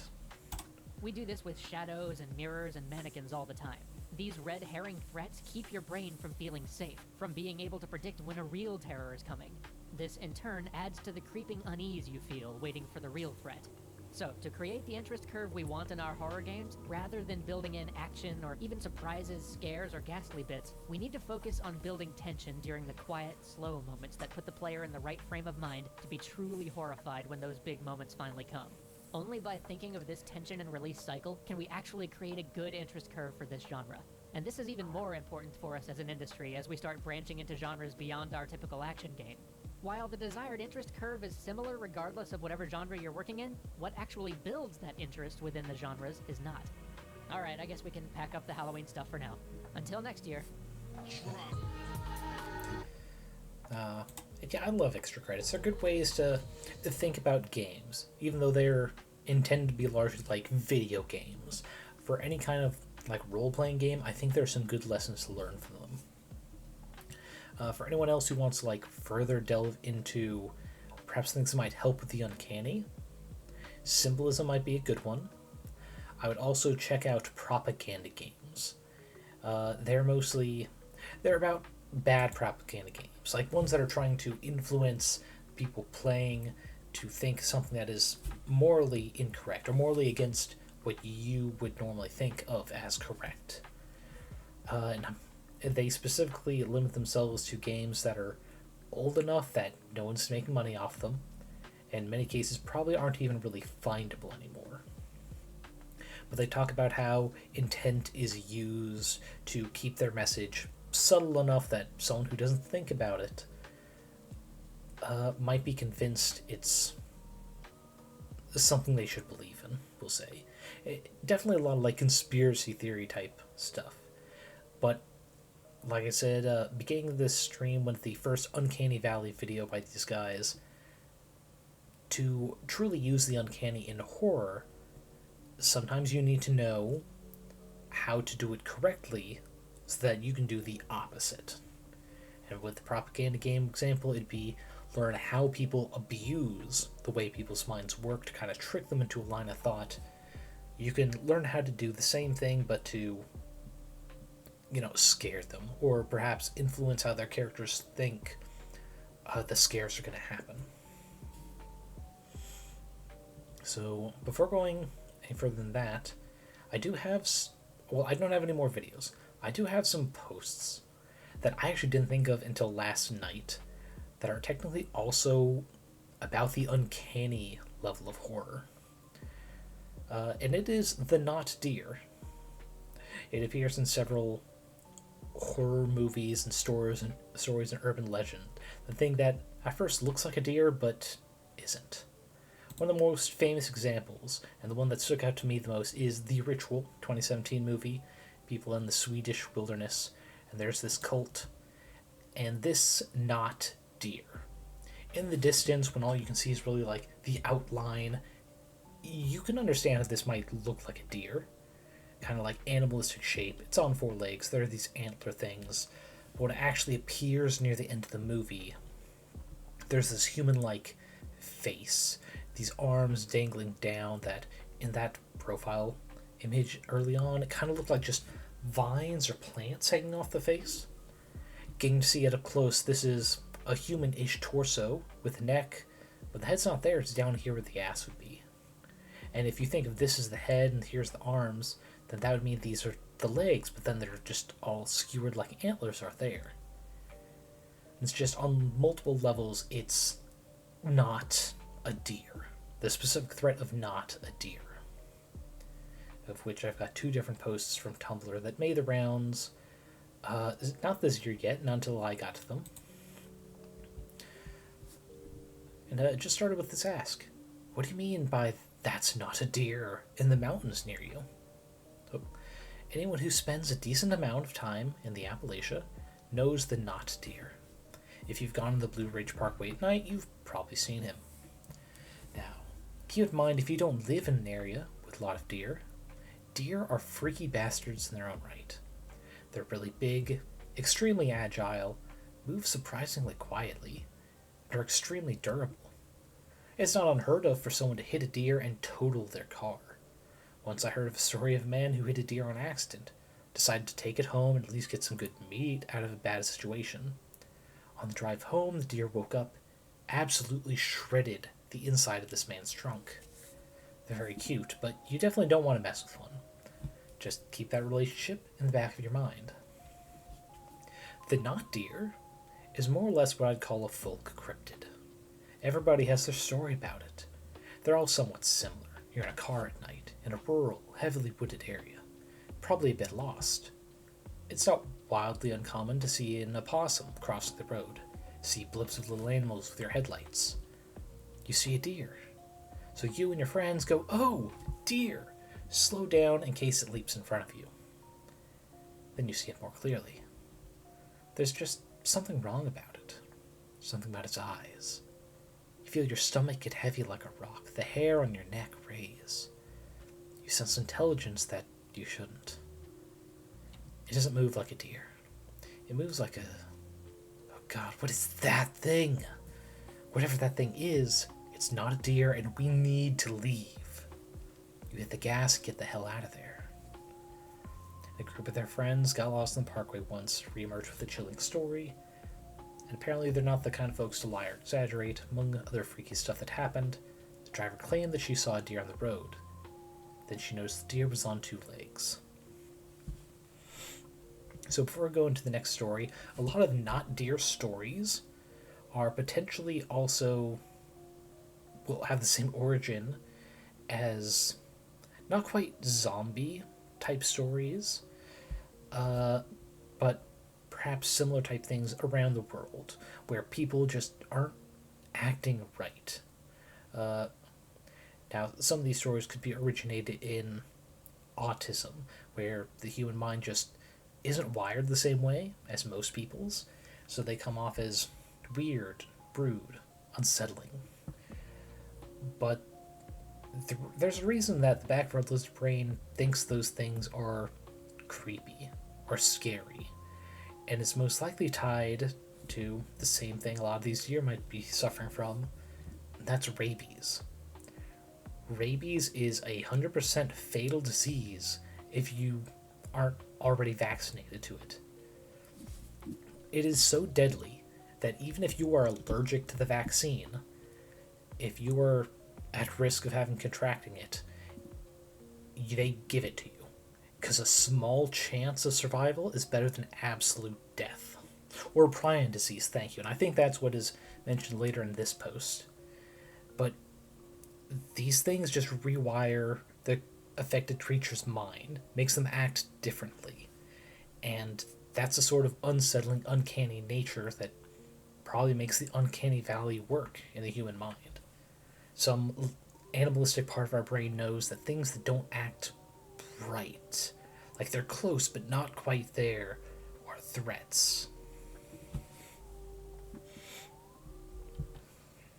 And so that's something to always keep in mind with stories like this, that it's not necessarily someone lying for entertainment or to spook you.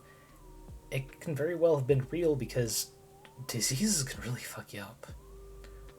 Rabies and prion, they're no joke. So if you yourself ever come across a moment like this and you come away with it, you should absolutely report that. Animal control, or maybe your area doesn't have a specific animal control, the police, let them know there's possibly an infected animal. Because these are real threats, and why the uncanny horror affects me the most. Because the thing that things like this could actually be happening, it's just seen through the lens of horror doesn't completely make it impossible. So we have Did You Notice here with, I have a story about the not deer from 2 summers ago. I lived deep in the Appalachian Mountains at the time, unlike the foothills I'm in now. I was wandering in the woods probably 2/3 of a mile from my house at that point, as one does when they live 2 miles down a twisting dirt road with the nearest town, and therefore things to do, 30 minutes away. When I heard brush moving, I knew it was probably a harmless animal, possum, a deer, maybe a particularly destructive rabbit, and I turned to look. Well, it was a deer in the way that a graveyard is a playground. You can treat it as such, I guess, but it won't feel the same. Yeah, that's actually scrolls down. I'm gonna take a sip before continuing, because, oh boy, that's a rant there. It's about 30 feet away from me, staring. Wild deer don't stare at random people to begin with. They just run away. She was breathing hard and making a low, rumbling sound. I didn't really know what to do, and I hadn't really thought about the dangers going near wild animals, and even if they are harmless deer. So I went towards her.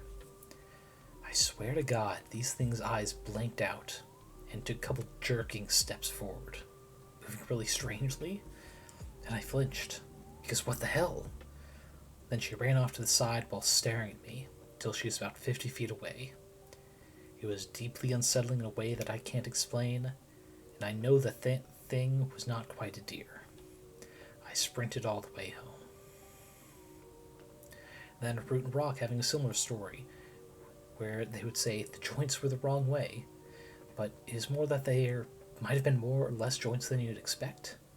The bends were just not where the bends go, and the shape of the face was wrong in a way they describe as, you have a friend who only draws wolves. They're really, really good at wolves. You ask them to draw deer. They try their best, and neither of you are exactly pleased with the results. There's also an issue with scale. Like you gave a deer the proportions of a moose. Kind of similar to this guy. I can't quite scroll there exactly. But then they've heard that deer comes from the origin word Dior, which just means beast, or quadruped, so definitely a Dior, but 100% not a deer. And they collect spooky stories, and just know a bunch of people with the like a deer stories. But yeah. Oh, and this is a different one than I expected. So, Parenga, let's see. IRC. Prions are basically just proteins that fold specific other proteins into copies of the... Oh, scooped up on me. Other proteins into copies of the prion with byproducts. They have important functions of the body, but when the protein they refold is a key protein in the brain, it just causes problems. Which is absolutely correct. I mean, it's not like a poison, where there's necessarily an anti-venom to undo it. It's more like cancer, where it's doing what it's designed to, just not correctly. And that's what's causing the problems. Ooh. But yeah, prions and rabies, both very dangerous thing. That's why these stories, don't take them as just horror stories. Take them as potential threats and why you don't mess with wild animals. Wild animals have diseases humans don't naturally get, because they typically don't interact with fucking animals. So don't become the statistic. Don't be the person who gets the fucking rabbit flu or something and try to perform CPR on a rabbit. Okay. Actually, what's the first name? B.A. Baseball. Okay.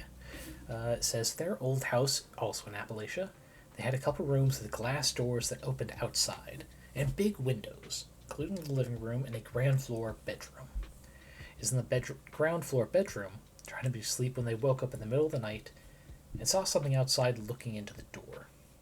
It wasn't directly on the door, it was a few feet back, approximately deer size, and had glowing red eyes. This was not a reflection, because they hadn't turned on any lights. The only red light, from a digital clock, is at the wrong angle. Could not have reflected that far into the glass anyway. So these two glowing red eyes just stay very still, staring into the bedroom, till they hide down into the bed as much as they can and go back to sleep. They saw the eyes again another night, within a day or so, outside the living room door. They were very concerned about letting animals out at night for a while. Now, this being in the middle of the night, it could just be the dark messing with them. Human beings don't really handle being in a purely dark environment well. Given enough time, they will start to see things. Like many of you guys maybe grew up with the Bloody Mary stories of don't say Bloody Mary into a mirror too many times at night, or she will be summoned. And that likely is just because you're supposed to do it in a dark room with a mirror, like as dark as you can get it. But the thing is, if you're in, say, a windowless bathroom with a mirror, as dark as it can get, there's probably very minimal light coming in at all. But your brain knows you're supposed to see your own face in a mirror, so it creates that image. badly because it's a dark space. You normally can't see in the dark. It doesn't know what you should look like. And I think they did a study and it takes about 30 to 40 seconds for that to happen. And if I recall, maybe it's just my region, but for the Bloody Mary thing, you're supposed to stay there for a minute or two until whatever happens is supposed to happen. And, I mean, if it is indeed, like I'm remembering correctly, that it's 30-35 seconds, then yeah, staring there for a minute or two is going to get your brain to create faces where there aren't any. Create light where there isn't any. So yeah. But more on that. Like, this is just specific the not deer stuff. There's actually good, like, not quite metaphor. I think a turn of phrase that kind of covers all the, like, uncanny type of creatures you can use, which is in this other post.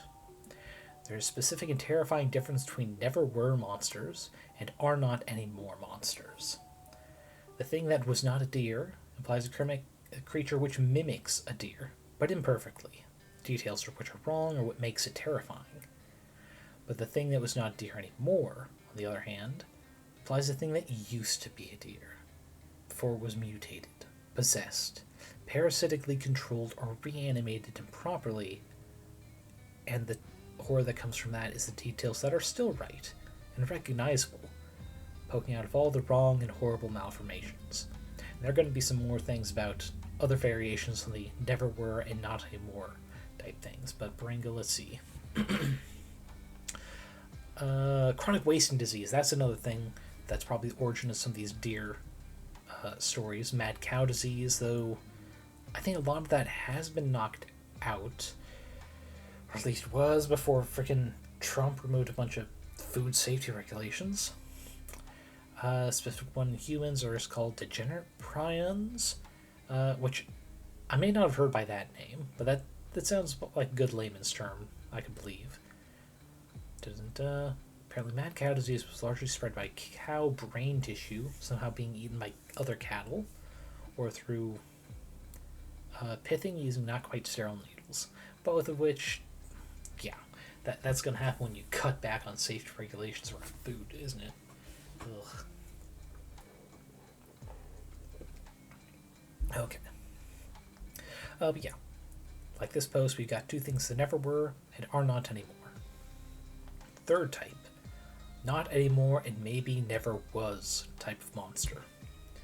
The thing that which was no longer a deer and maybe never was implies a creature that, at first glance, completely appears to be a deer, but over time degrades very slowly, until you realize, probably too late, that it is not a deer anymore, and had you seen it in this state first, you wouldn't have recognized it as a deer at all. And there's a decent chance that it was never actually a deer to begin with, but only a very good mimic. What makes this scary is the slow change from everything being right and recognizable, not noticeable, to everything being wrong. Happening slowly enough, you don't even notice it until it's too late. As well as the fact that something now so clearly not a deer could have even fooled you to begin with.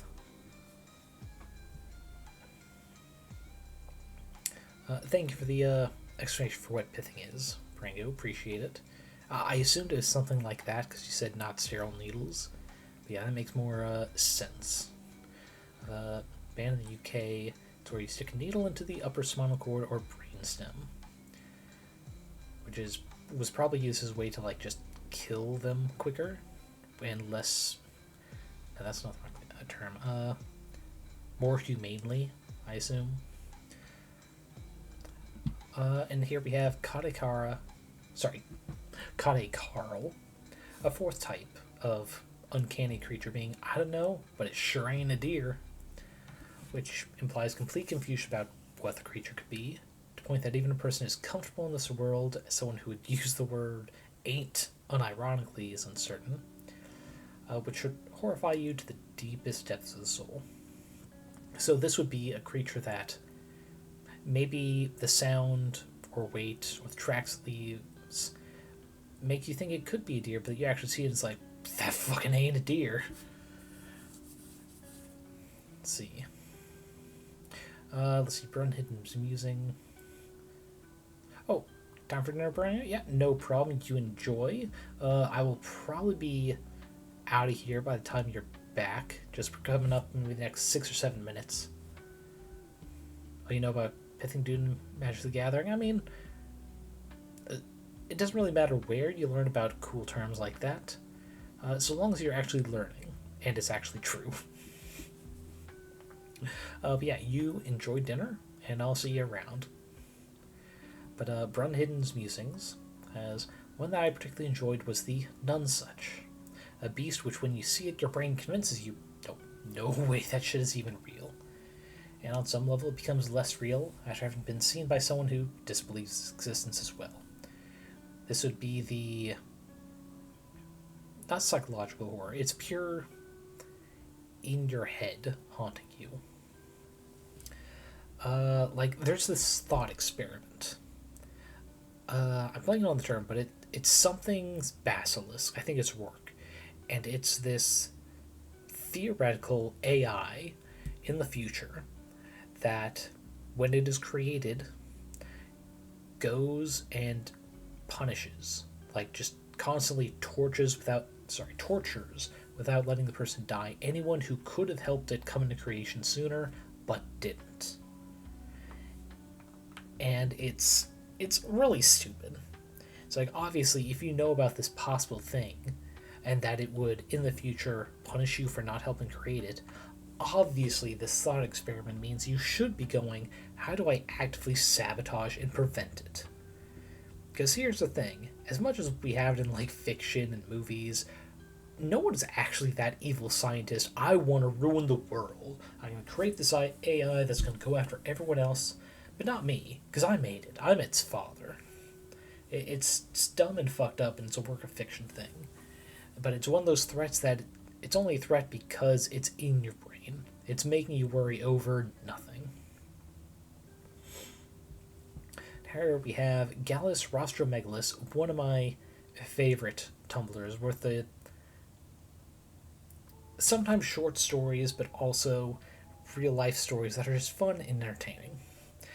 We won't go into their stuff today because we won't connect to Uncanny Horror, but their connection to addition to this not deer stuff. An additional type that's definitely a deer. Deer are much more fucked up than previously realized, because turning the corner on a trail and having half a dozen deer suddenly turn and look up from eating their companion's remains is a special kind of spooky. To which Jessica Dennis here added on, this deer which has a human rib in its mouth because someone fucking died. It's a body farm, whatever that means. I'm not going to question it. But yeah, deer, rabbits, several like forest-dwelling creatures you think are herbivores will absolutely eat meat if there's an opportunity to do it. They won't go out of their way. They're not like vultures or wolves. But if it's there... I mean, it's the same reason that salt licks work with deer. It's a source of salt and iron for them that they may be not getting as much of in their other food sources. And while they mentally probably don't know why they want to eat the blood and bones, their body does know they need things that are in that. It's in a lot of animals. Like animals that eat rocks, they don't know why they're eating rocks, but their body knows eating rocks will help whatever issue they're getting through. But yeah, that is our talk on the uncanny. Got a few different examples and reasons and how to kind of use it, especially with the false Hydra thing. Oops, scrolled up too much. But yeah, as I said earlier, it is kind of harder to do uncanny and fully stylized things. Stylized carries over, it lasts a long time because it's not trying to get super realistic. But that doesn't mean it's impossible. With purely verbal, talky games, or maybe play-by-post, it's probably going to be a little difficult with your role-playing group.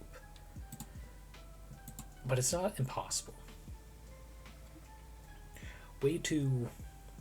Ways could be setting something as fact, and later subtly changing that. Like with the false Hydra story, how there were two innkeepers at the start.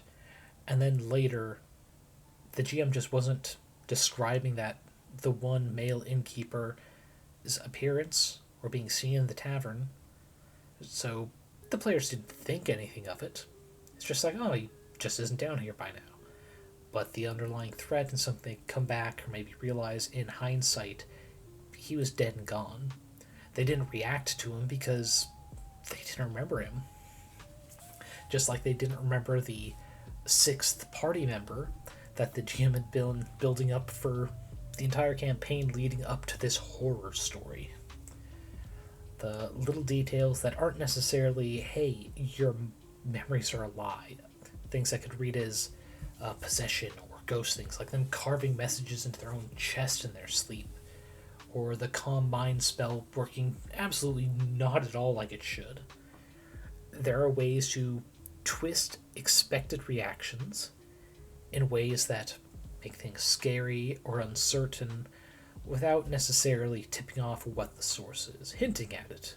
It's maybe something they can build up after multiple examples, but not any one thing pointing directly at the false Hydra itself, or whatever the origin is.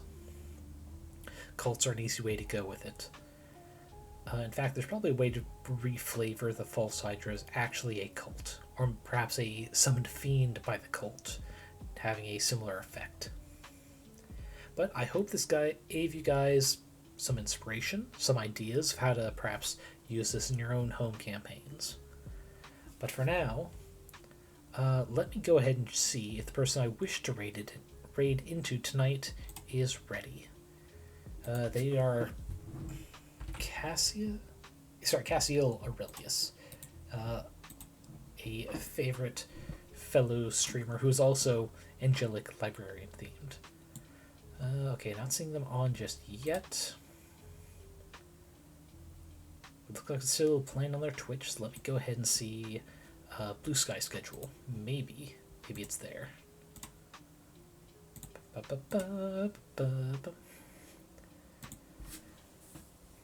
Okay, we are looking for... Here it is, Cassiel Aurelius.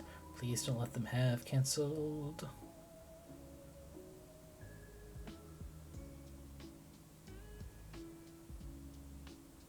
Nope, that's not for tonight. Okay, not seeing that. Wait. Am I still in that server? I think I might still be in that server. Let us see.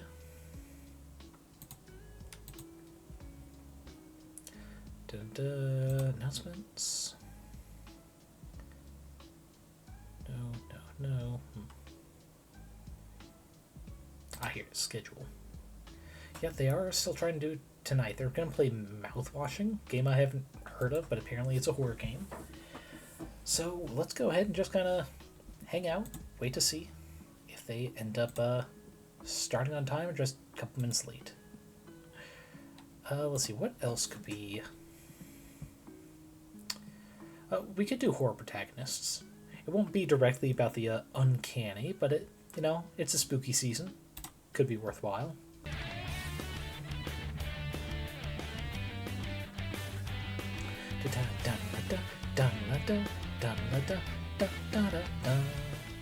Happy Halloween, everybody! It's time once again for don our costumes and take a guess at the...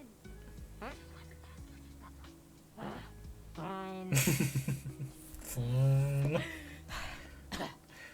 Okay, happy All Hallows, everyone. Today we're going to talk about an often overlooked element of the Trinity of Terror, the protagonist. Now, most of the time when I hear people talking about horror, I hear them talk about the monster or maybe the setting. And while those are very important, there's a third part of that triad that can't be overlooked. The main character that interacts with those two is equally important. How we as players or viewers experience the monster and the setting of a work of horror depends very much on who the protagonist is. The first thing that's necessary for a successful horror protagonist is that they have to be someone that we can identify with. The more like us they are, the more we can understand the terror they're experiencing. This usually means that the best horror protagonists are average and everyday people like Laurie Strode in Halloween, Harry Mason in Silent Hill, or even William Dyer in At the Mountains of Madness. Even in strange and fantastic settings, you'll find that effective horror protagonists tend to be pretty ordinary folks, like Ellen Ripley in Alien. In fact, Alien's a good example. Think about how much more frightening Alien is compared to the movie Predator. Now, Predator is awesome and certainly has some tense moments, but it's not as viscerally frightening as Alien because it's harder for most of us to associate with and understand the terror of a hulking member of the Special Forces who can still whip up some nasty traps and explosive arrows in a pinch. So yeah, and that's actually a good example. Sorry, not a good example. Good thing to think on if you're doing a horror one-shot. Not necessarily with your player's main characters. It's just like an aside of the story. You have to go in knowing what sort of characters they're going to make. Because for a true horror, they need to be something that you can disempower them from. That they can have that moment of weakness. If they're all just like big mercenary types who can actually put up a real fight, it's going to be more of a just action adventure with some particularly creepy enemies. But if they're everyday types, if they're miners, if they're accountants, if they're kids, you can actually feel more of the horror. It's especially why I like the the kids on bikes system. It is very good for that kind of thing. I haven't had a chance to play it, but I've seen it, and I really like how they do their mechanics. So, it might be something to look into. It's a simple enough system. It could be what you use for a one-shot instead of your other system of choice. But keeping in mind the power level of the protagonists, the player characters going into a horror one-shot is important. But Ripley, she's just a blue-collar miner thrown into circumstances beyond her understanding. That's somebody we can identify with. Which brings us nicely to our next point. Horror is about disempowerment. It's about feeling fear in a safe place. This means that the protagonist has to be weak and powerless compared to the forces they face. A babysitter versus a psychopath. A writer trying to protect his daughter from a hellish town. A geologist up against unfathomable cosmic evil, the very thought of which will drive a man insane. The team of plucky youngsters in the... I'm blanking on the name of the series now. No. Shit. With the Upside Down... I know that it's a Netflix show, kids, horror setting. They're naming everything after D&D. Shit. I know that show is the inspiration for the Kids on Bicycles system, for how the power balance is. And it's why I listed it specifically as potentially a good system if you're doing it just for one shot, especially. The closer the protagonist comes to matching the power of the forces arrayed against them, the more things drift toward action rather than horror. After all, simply having a monster doesn't qualify something as horror. Horror doesn't come from the monster's mere existence. It's built around the relation between the monster and the main character. This means that the more we empower the protagonist, the more we stray towards making them a cop or a soldier or a criminal, the more helpless we have to make them in the face of the threat we put in front of them. The more disproportionately small they have to seem compared to the forces they come in contact with. Otherwise, you're just going to end up with an action story with some extremely neat baddies.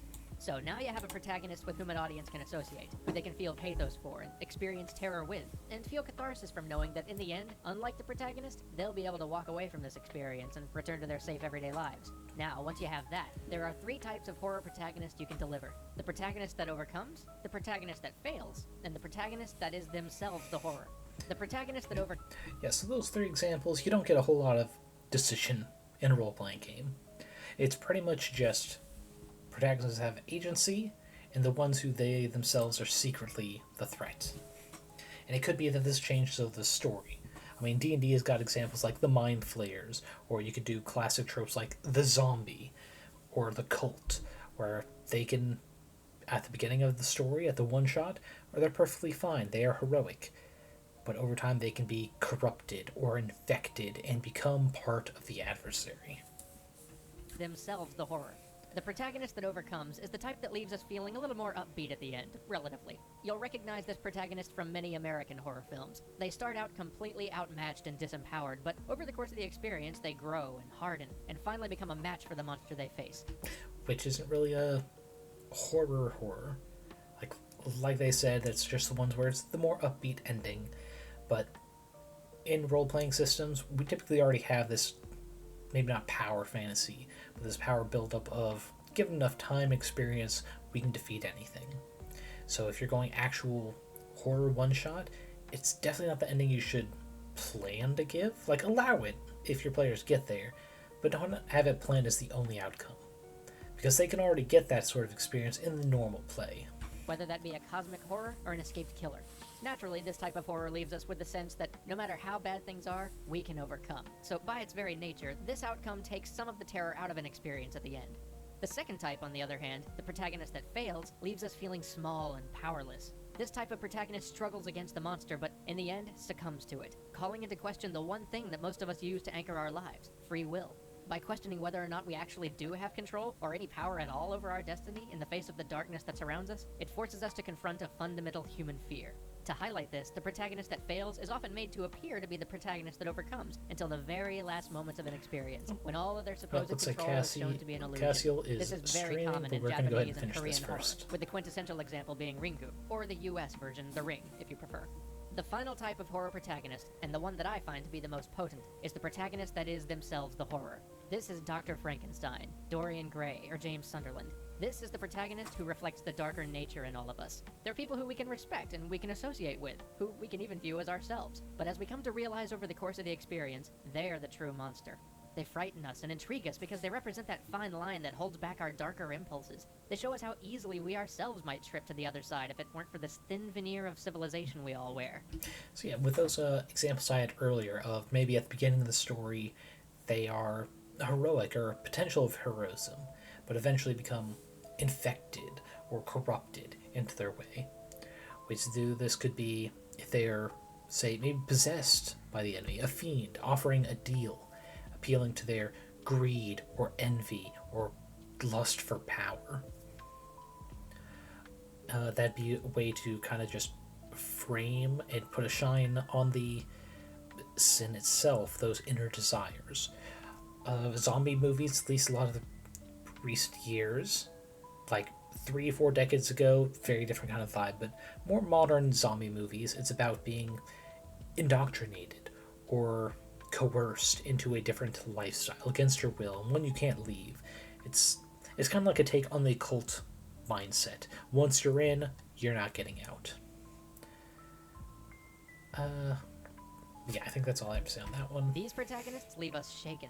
They don't rely on the visceral scares of the other two types, but instead play on some deeper fear. They leave us disturbed, perhaps horrified rather than really frightened, because they ask us to face our own secret desires and the wicked thoughts or primal instincts that flash through our head in that moment before we say to ourselves, "Oh, that's terrible," and shake them off. And to me, this is the experience that's the richest. It's the hardest to pull off well, but when it happens, watching or playing such a protagonist teaches us something about ourselves. Well, yep, and that's why I like those particular stories a lot. Maybe not as horror stories, but being forced to kind of confront something about yourself, I think is a very good way to kind of bring a horror to the surface that lasts afterward. But with that, we're going to go to the BRB screen, turn off desktop audio for that background Halloween lo-fi, which I will go ahead and just link when I actually get the VOD up on YouTube. But we are going to go ahead and raid over to Cassiel Aurelius. I hope you guys enjoyed this particular stream talking about the uncanny, how to bring that kind of horror into your own sessions or one-shots. And I hope, if not, maybe you didn't get inspired, you don't think it's your thing, I hope at the very least you enjoyed yourself today. But yeah, as always, I hope you guys are eating enough, drinking enough, getting enough sleep. Take care of your bodies so they can take care of you. Let's see, I'm still going to have normal Saturday, Sunday streaming this weekend. Not sure about next weekend, because that'll be my last week at work. I am hoping to do something for Halloween. I'll give more news on that the closer we get. But, till next weekend, see you around.